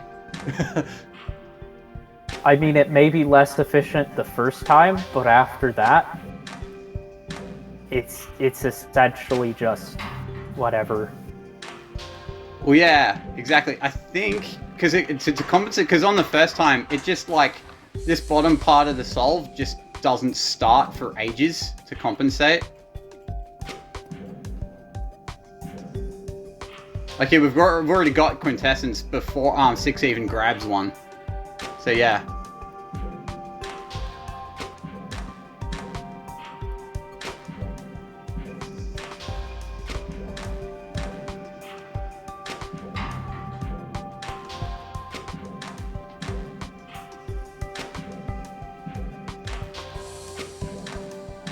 Biggie claiming this unification setup looks familiar.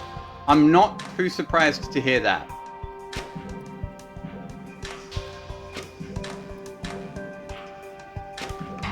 Yeah, I really like this ARM 1011 idea here. Just the constant moving back and forth and having your half of the molecule just barely ready in time.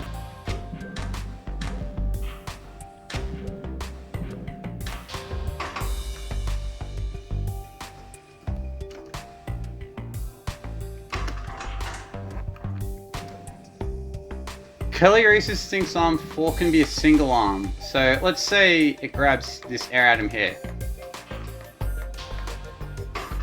It can't be, no, it can't be a single arm because it needs to, oh actually, no, I see a point, because if it's a single arm then ARM 5 just keeps, right, and you just activate the other side earlier. I think you're right.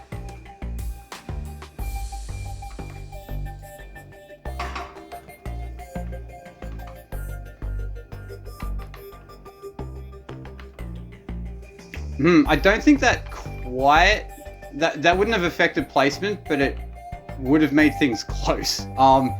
Because the next solve is also 33 instructions. This came out to 1177. In 6th place, we have Ebenov at 1132. So it didn't quite matter, but actually, it would have saved cycles too, wouldn't it? Oh, I think it did matter. But wait, doesn't it need to hold the quintessence at the same time as moving the air? You mean the last solve or this solve? Last solve.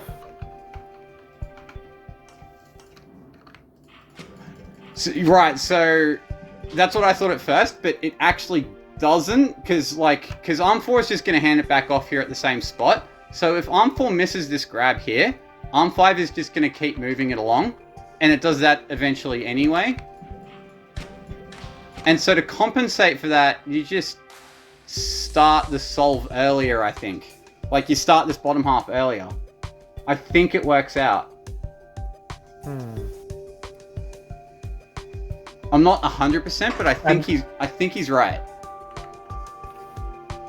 I'm not entirely sure, because if you look closely, the quintessence that's moved over that does the full loop, it's not within reach of the other hex arm by the time the air essence needs to be moved. So I guess it's the air atom. So if you imagine, I'm just imagining a single arm instead of a hex arm. I think it might, but I'll leave that as an open question. We'll move on to Ebenov's solve though. But I think it could work. As an exercise to the readers. Yeah. I was thinking of saying exactly that, actually.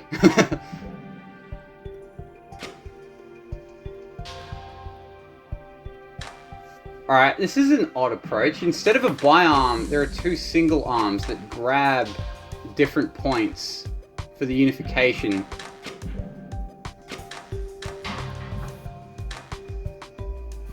I like the approach of having all of the arms in one little discrete block. It doesn't make it look more chaotic, in my opinion, but it does make it look far weirder, and I appreciate that.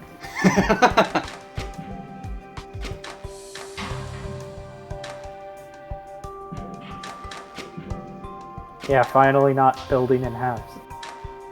Yeah, is this the first one we've seen where it's like assembling it by parts and rotating? I think it is. I think you're right. We've seen so many of these just build it in halves. It is a natural idea, but yeah, this is the first one that actually just goes ahead and builds it in parts. And it does work pretty well too.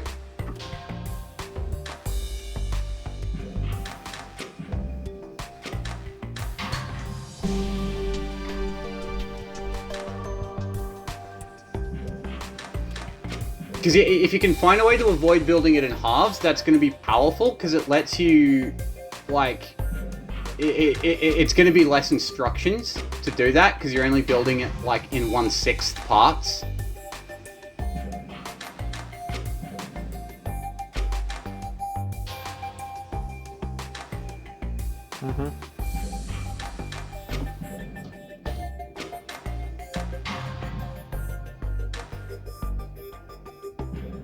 Also, I like how Arm 10 doesn't have to reset or anything. It just grabs once every, like, 12... It has to do 2 merry-go-rounds just to grab the product.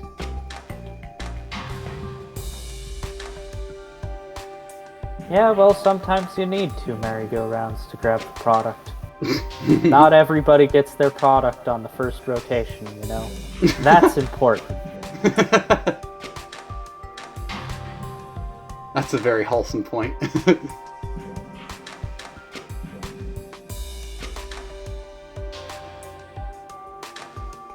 The thing that I'm not entirely sure if the block of 6 single arms is better than like the 1 or 2 constantly rotating hex arms, But I do like the fact that they're all just moving independently like clockwork, and then they all sync up eventually.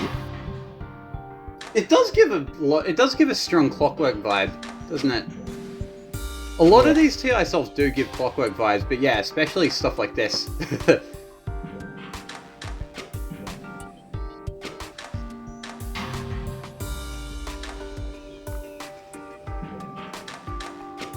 What I'd like to see is, maybe as a meme category, is clockwork instructions. You can only rotate things in one direction, and they have to sync up eventually. It's just you do TI, but you only allow clockwise rotations. Yes. It sounds like It sounds like a nice jank metric actually for next year.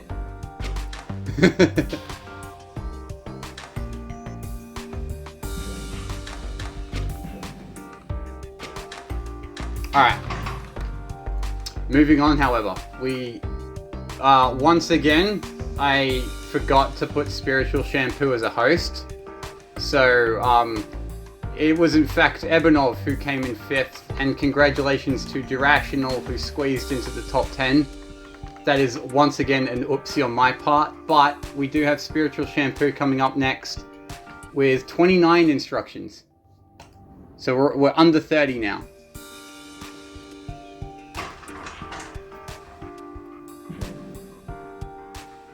Clumpwork.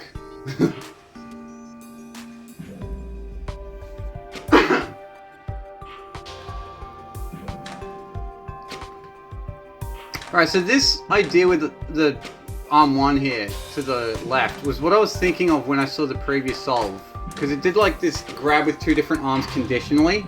But what you could do instead is just calcify the air atom and it turns back into an air atom later because it's already handled because all the other elements are being made anyway. Yo, Zor, it looks like I was wrong. Somebody actually did do it with 1 arm. Or 2 arms. They did it with 2 arms. Not 1 arm, but 2 arms. Which one? Look at the... I forget the name, but it's the one where the 4 become one thing. It rotates it around the unification. Like EIS 1000 plus. And it has a 1 arm that moves the final proxy into position, but it also needs a 2nd arm to get the quintessence out. Right, so this is exactly the thing that I think Callie Reese has pointed out, where this could be a single arm, and it can. Because yeah, you just have another arm grab that quintessence just straight away, because it needs to grab it anyway.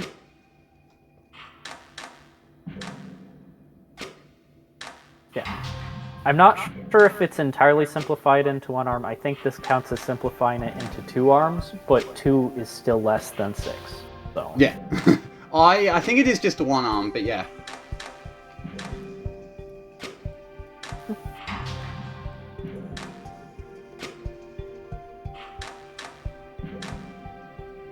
Arm 7 is pretty... Arm 6 and 7 here are pretty funky.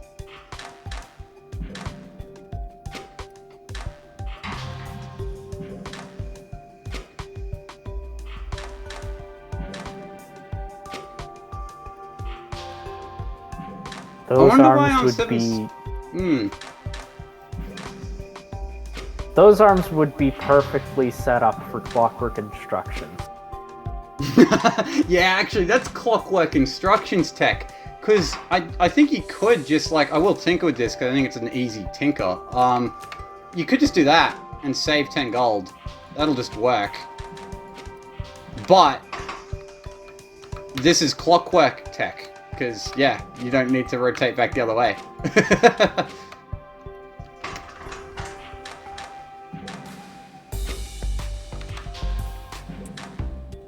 No one tied with this solve on primary, so the secondary save here won't matter this time.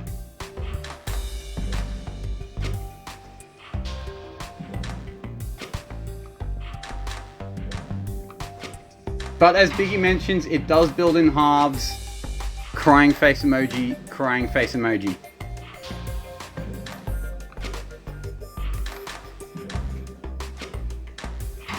So it remains to be seen how else we can do it with like trying to, can we avoid this building halves idea as we move on to the top solves. We are already up to 4th place,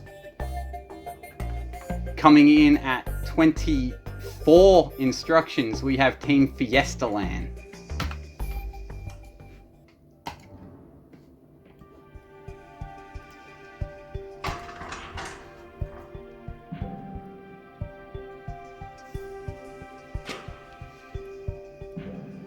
Sorry, Biggie, not this week.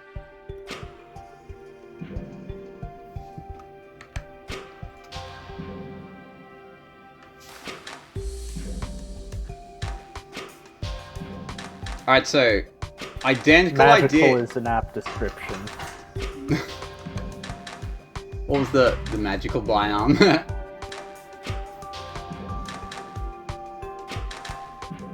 Alright, so I like this unification here because it's the same idea with this single arm from the last solve, but arm 4 doesn't need to hand off the quintessence, it just bonds it straight away. Which is an entire arm saved right there and then.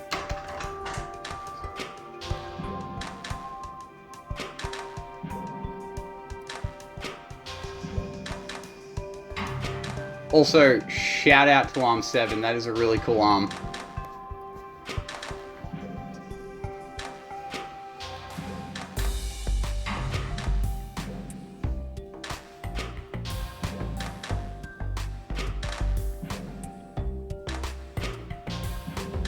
Arm 7 is the chaotic good version of the one arm that was like a piston that just rotated the whole molecule back and forth until it fit into the output. Oh yeah.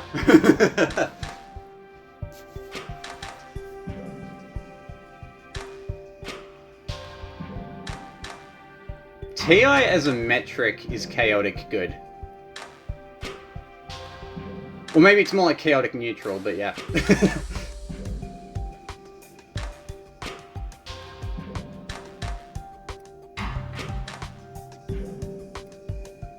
Stuff like Metal Chaos might be chaotic evil though, to be fair.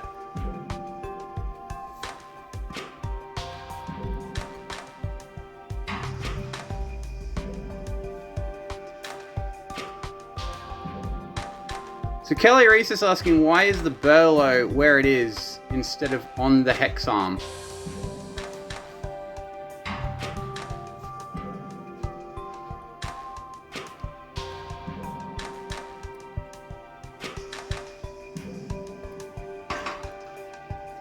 So I assume, like, here. Oh, that's actually pretty clever. It's not on the hex arm so that it can get 2-in-1 cycles.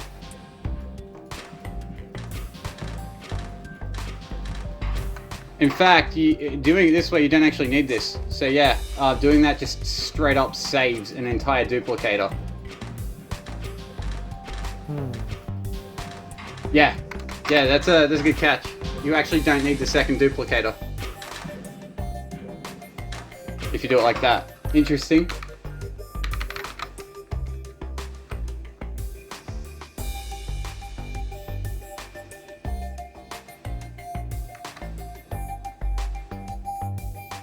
Alright, I think with that, I think people are interested in the top 3, so we will move on to 3rd place. Coming down to 21 instructions, we have Team 42.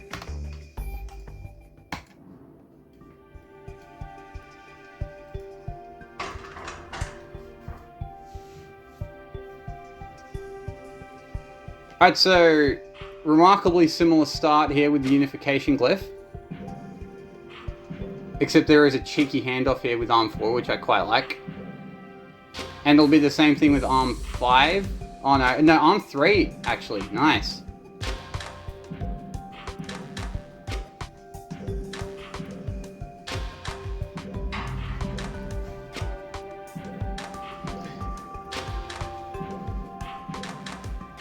So yeah, so really the major difference between this and the previous solve was pretty much just this end part, putting the crystal together, because we're gone are the days of building this thing in halves. We're building this thing part by part now, and yeah, it's better to do it like this. But here, instead of needing like 2 arms to clean up the construction and output, you only have the one here. It does have 5 instructions, but that's a surprisingly difficult to avoid problem.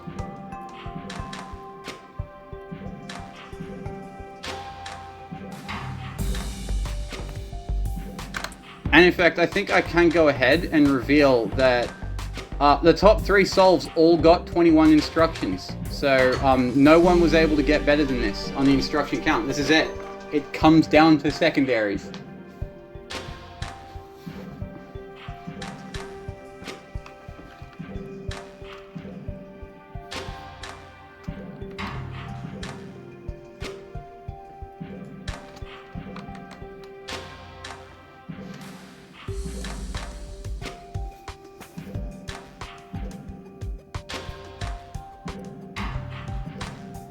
So I do have to ask, because, yeah, trying some for a secondary is a new thing for TI. We haven't really done this before. And it's going to matter this week, so this is a pretty good stress test of it. Did it feel okay to secondary optimize this?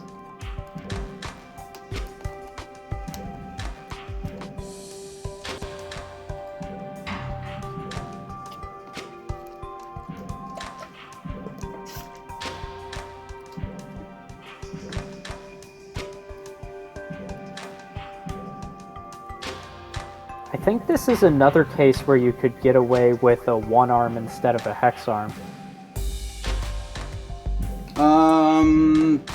You mean, is it that arm 5? Yes. Actually, maybe not this time. Because arm 5 actually does need to hand off to arm 3, which is different. Because arm 4 can't actually make that handoff to arm 3. Oh, you're right. It's too few cycles. Well, yeah. It's just like a geometry thing this time. But it is nicer here though, because like you get to reuse arm 3 a second time, and it kind of, as far as instructions count goes, you're still saving those instructions.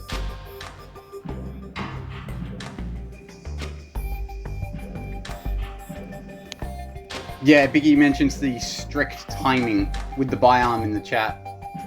Alright. In second place, so this came in third place with a sum of 1,048. In second place with a sum of 1,002, we have Witch Push, which is not a name most people typically see in the top 3.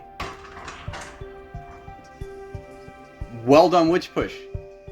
Excellent effort. Nearly got first place, but yeah.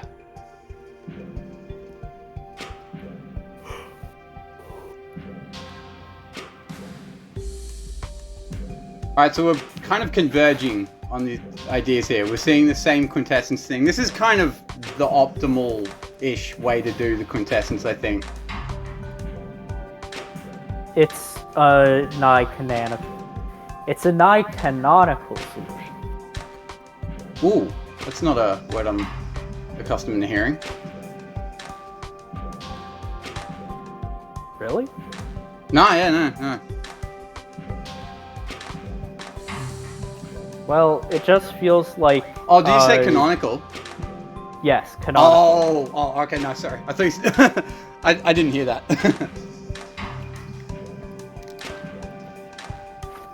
What did you think you heard?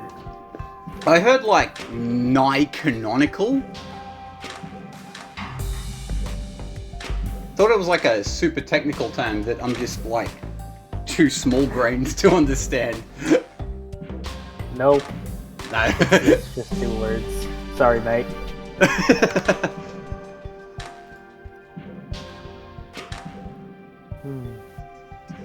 I do like how this sort of It goes in...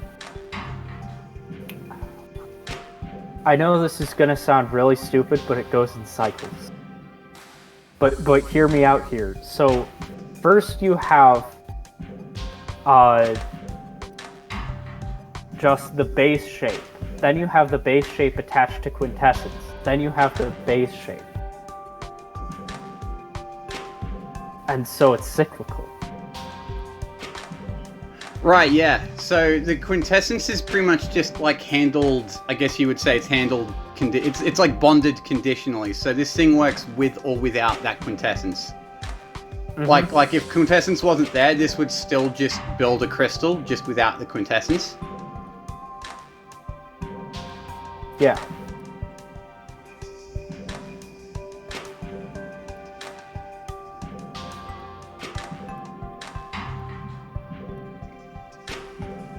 I apologize, but I think you may be reaching space in his off hours. Hmm? There's a magical time when coherence is a thing that is thrown to the wind, and we are fast approaching that time. That's okay. This is we are actually nearly done. I guess I can use that as a good enough segue to go on to first place. So, with the clean sweep this week, both metrics coming in hot. Caluresis. I can't actually remember if he clean swept before, but he certainly has now.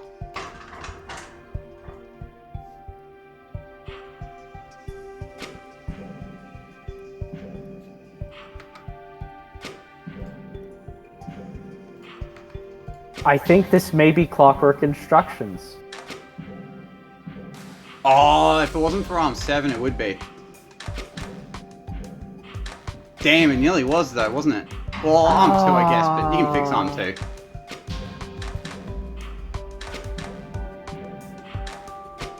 Damn, nearly.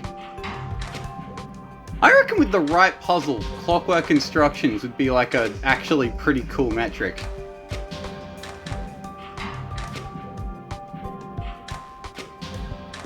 Well, I mean, this is a near clockwork solution. It doesn't do a half assembly, which obviously is why it won the competition. But, or well, if you can call this a competition, really. A friendly competition. It has been pretty competitive some weeks. It's been super competitive at times.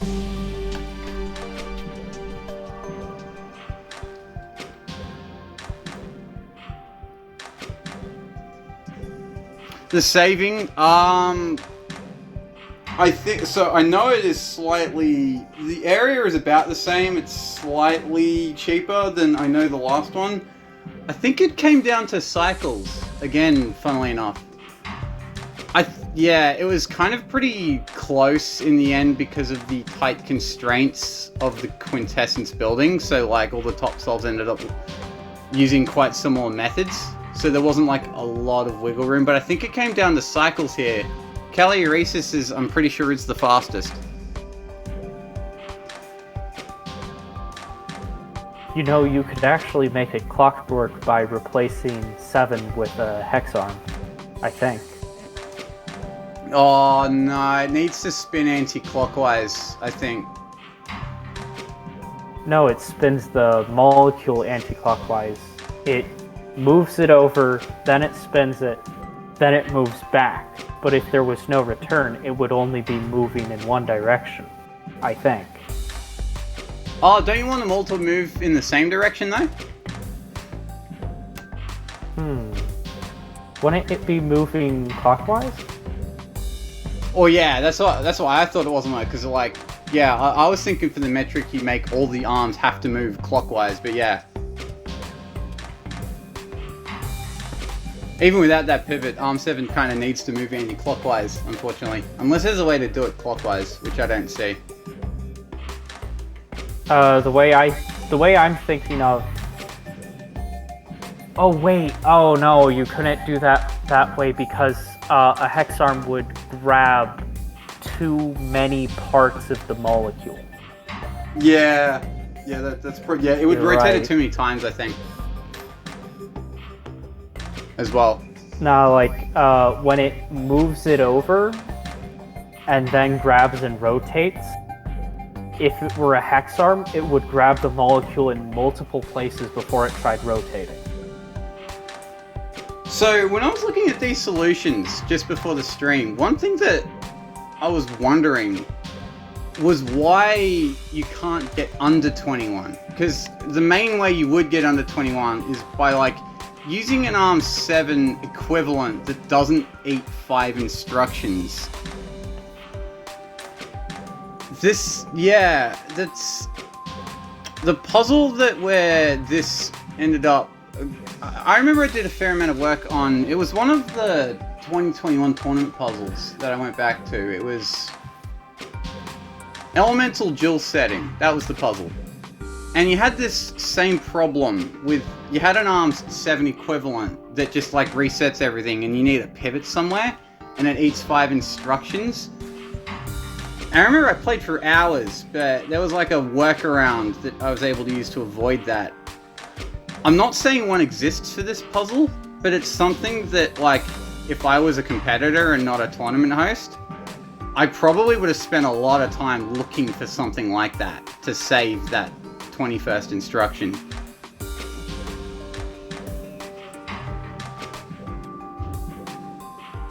Yeah, it's what, I guess it's what Biggie would describe as 4+3. That's probably what I would have personally spent a lot of time looking for if I was a competitor.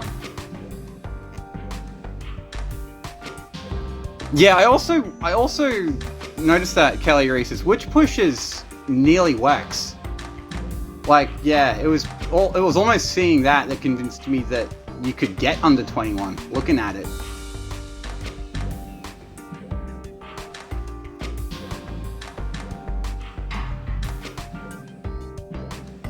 I don't know. I'll tell you what, I have a bit of spare time next week. I might have a cursory glance at it and see if I can crack the 20 instruction code. If I do, I'll show it. If not, then I won't. If not, it won't be a factor or anything. But yeah, I'd be curious to see if you get under 21.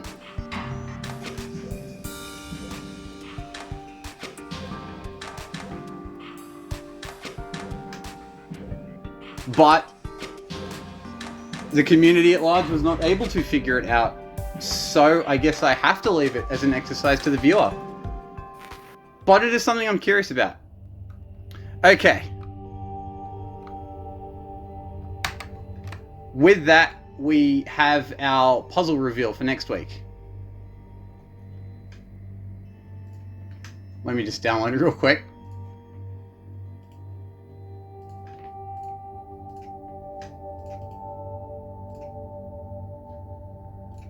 Okay. Our puzzle is hot ice. I can zoom back in. Not that far. Alright. The metrics for the... Alright, so the metrics for this one are sum and quote-unquote cost. What do I mean by quote-unquote cost? What I mean is, I guess another way to describe the metric is budget cycles.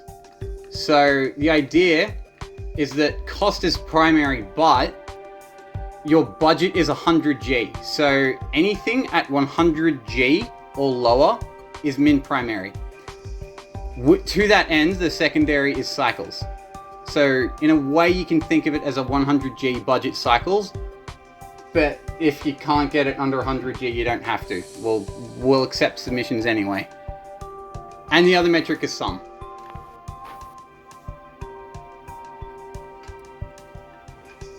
This puzzle is Haxton's puzzle, actually. I'm a fan of this puzzle. I'm going to be quite curious to see what everyone comes up with this week. But yeah. Let's see if I can get a... one of these things going. I'm not doing very well so far.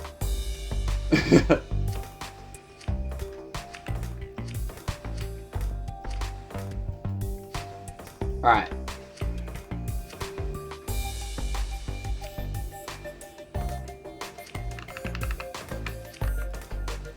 That's gonna have to do. Alright.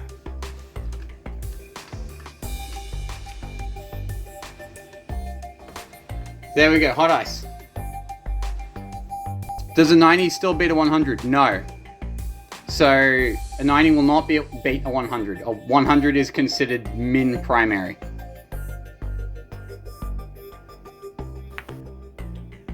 You are welcome to count all the way to 100 if you would like, Biggie. And I guess the other thing worth addressing is when are we going to wrap things up? Because I know it's a question quite a few people have been asking over the weeks, and we, I believe, finally have a definitive answer. So this will be the third to last puzzle. Oh, I should also make it live so that the speed solvers can get cracking.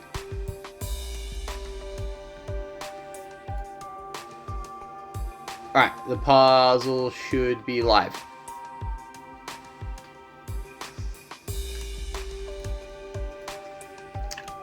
So yeah, it'll be this puzzle, then we'll have one other puzzle, and then the finale.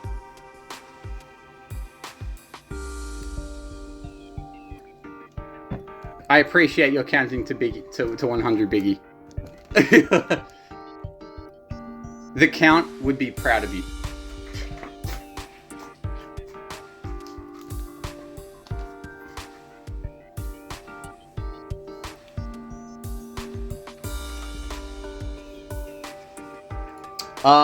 Another thing worth addressing, this puzzle, no, sorry, it's not this puzzle, never mind. I'll save that for next week, no, alright.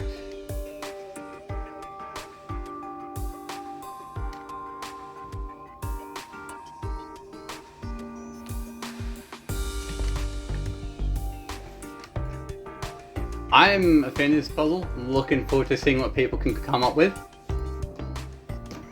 But with that, we have a couple more showcases just for our amusement. We'll spit those up real quick. Well, there's only a couple this week, and then we'll be done.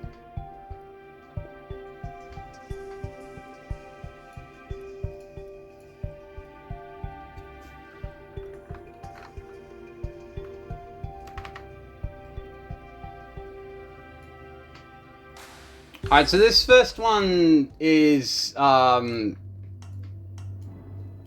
it's not a solution per se, because it was what Team 42 were trying to get working for the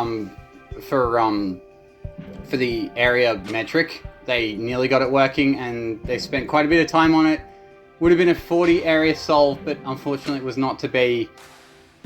We had unification in the wheel, sorry, unification in the product, and bellow suppression. But again, surprisingly, bellow suppression was a trap.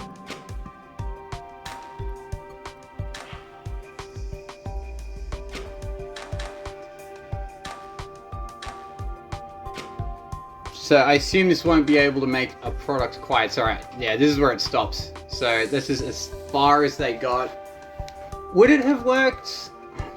I'm gonna go out on a limb and say yes, it would have. Maybe you have to concede an extra hex or two to get this version of it working, and then you're able to save that hex later. But yeah. Unfortunately, it was not to be. Nevertheless, it's the thought that counts. Alright, next up we have a HRG solve from Spiritual Shampoo. Loving the height solves. It actually wouldn't have been a bad height puzzle. At least I think not. You got a lot of room to... Yeah. 5 height gives you a lot of room to work with for height. Could have been a pretty cool metric, actually.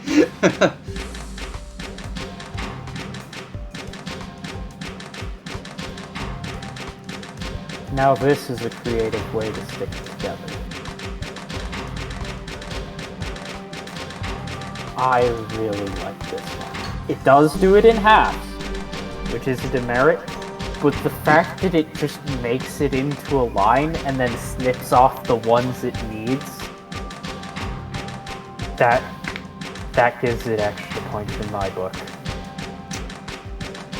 Yeah, I guess I guess I don't mind it building halves in this context because it's trying to go fast, and that is a nice fast way, building it in halves, because you need to get the 2 final bonds on like super quickly.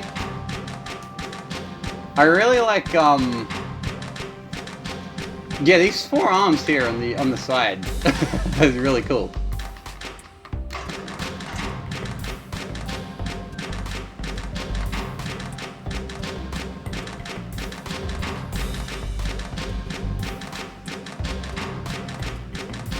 Like pistons.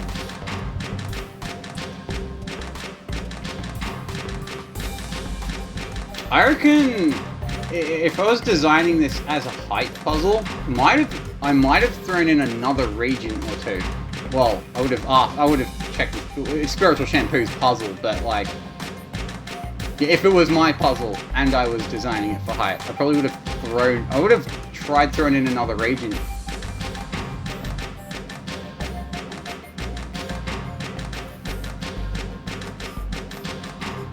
This is super pretty though.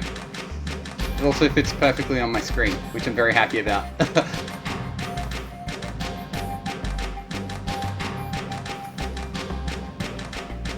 Well, so that Crottelli is alright, but under the unification glyph probably would have been the better play if it was me.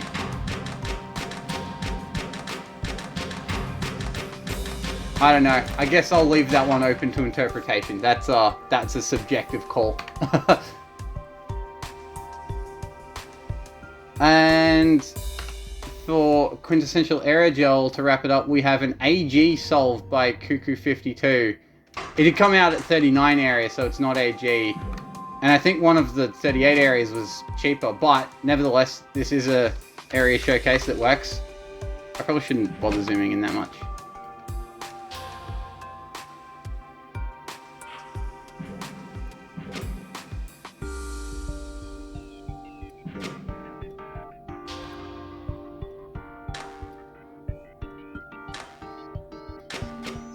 Biggie's already done with the speed solve. Nice.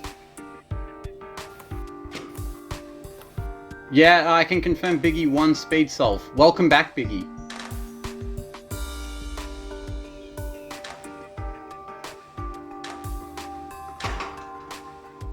Oh.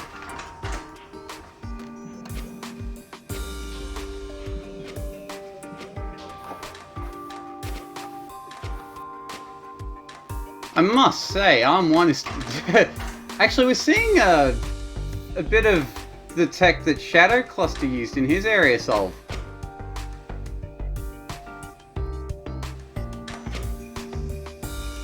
It's not quite the same... Yeah, this is the tech that Shadow Cluster was using.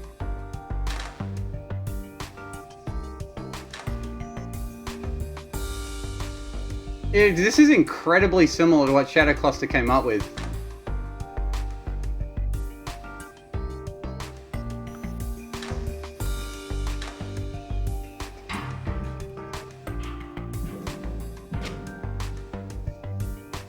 Alright, we'll watch it construct one more time.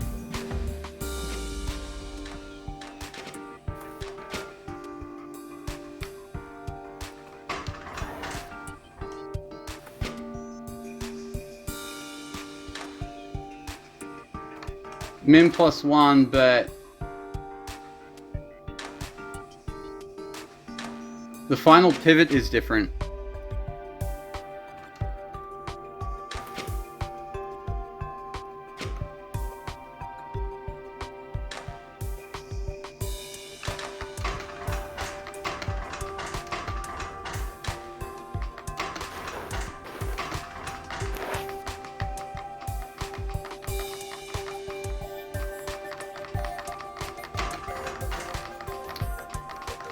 Right, so I think it was either Cuckoo52 or Ebenov. I think it was Cuckoo52 actually, who had this same rotation in his solution, but here it's just being used in a different context. And is definitely not what Shadow Cluster did, if I'm remembering correctly.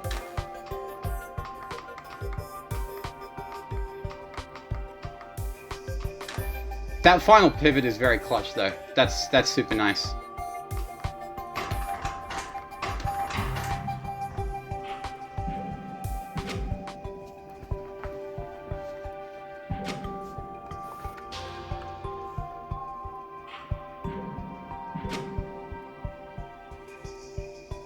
Alright. We have one more showcase. But it is, interestingly, it is for a different puzzle. So I'm gonna have to because I think I took it off my computer. I'm gonna have to re-download Suspiciously Stable Substance, because we have a trackless height solve for Suspiciously Stable Substance.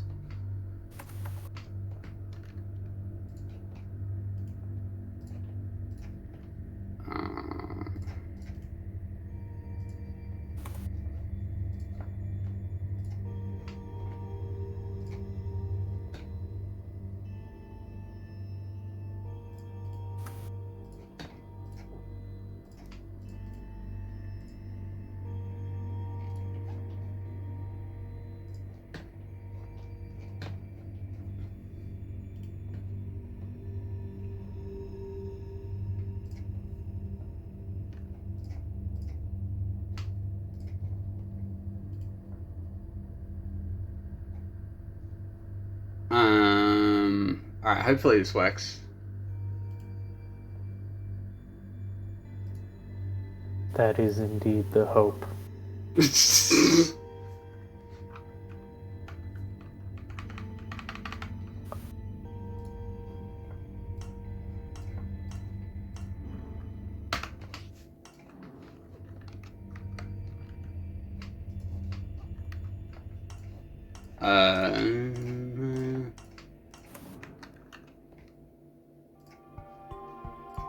Alright, that did not work. I think I know why, though.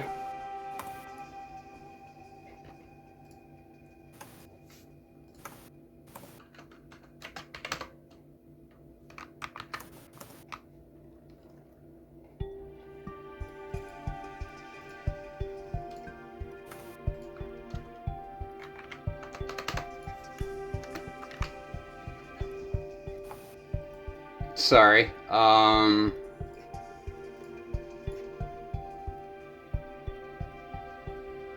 Okay.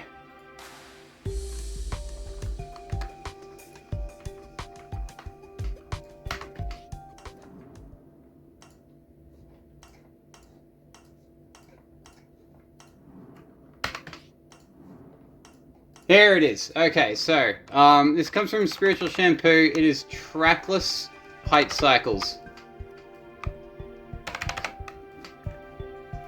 I have to zoom out a hell of a lot. Wow.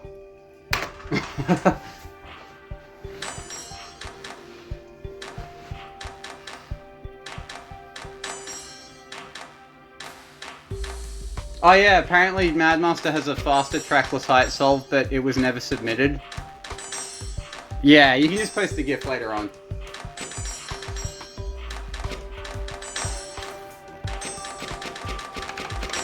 So I remember there was an absolute buttload of track. So yeah, trackless height here seems very painful. Check out Arm 13.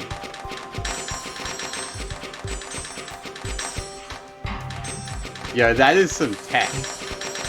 That is magical. That is awesome.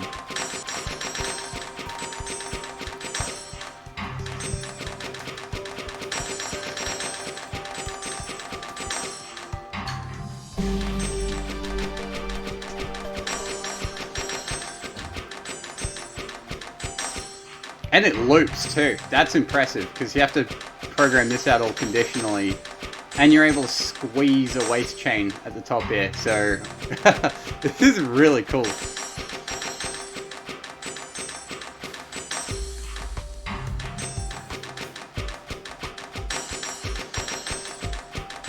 Also, quality Critelli. I'll pay that one.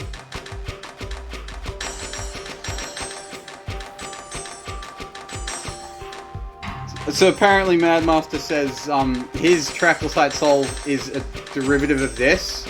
So considering it's faster, I guess we can call it an iteration of this idea. Okay, yeah, that one alone is worth the price of admission. That's awesome.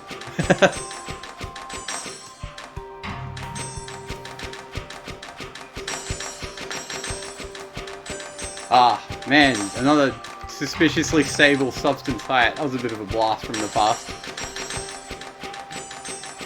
Okay. And I think with that, we can call it a week. So, thank you, one and all, to submitting.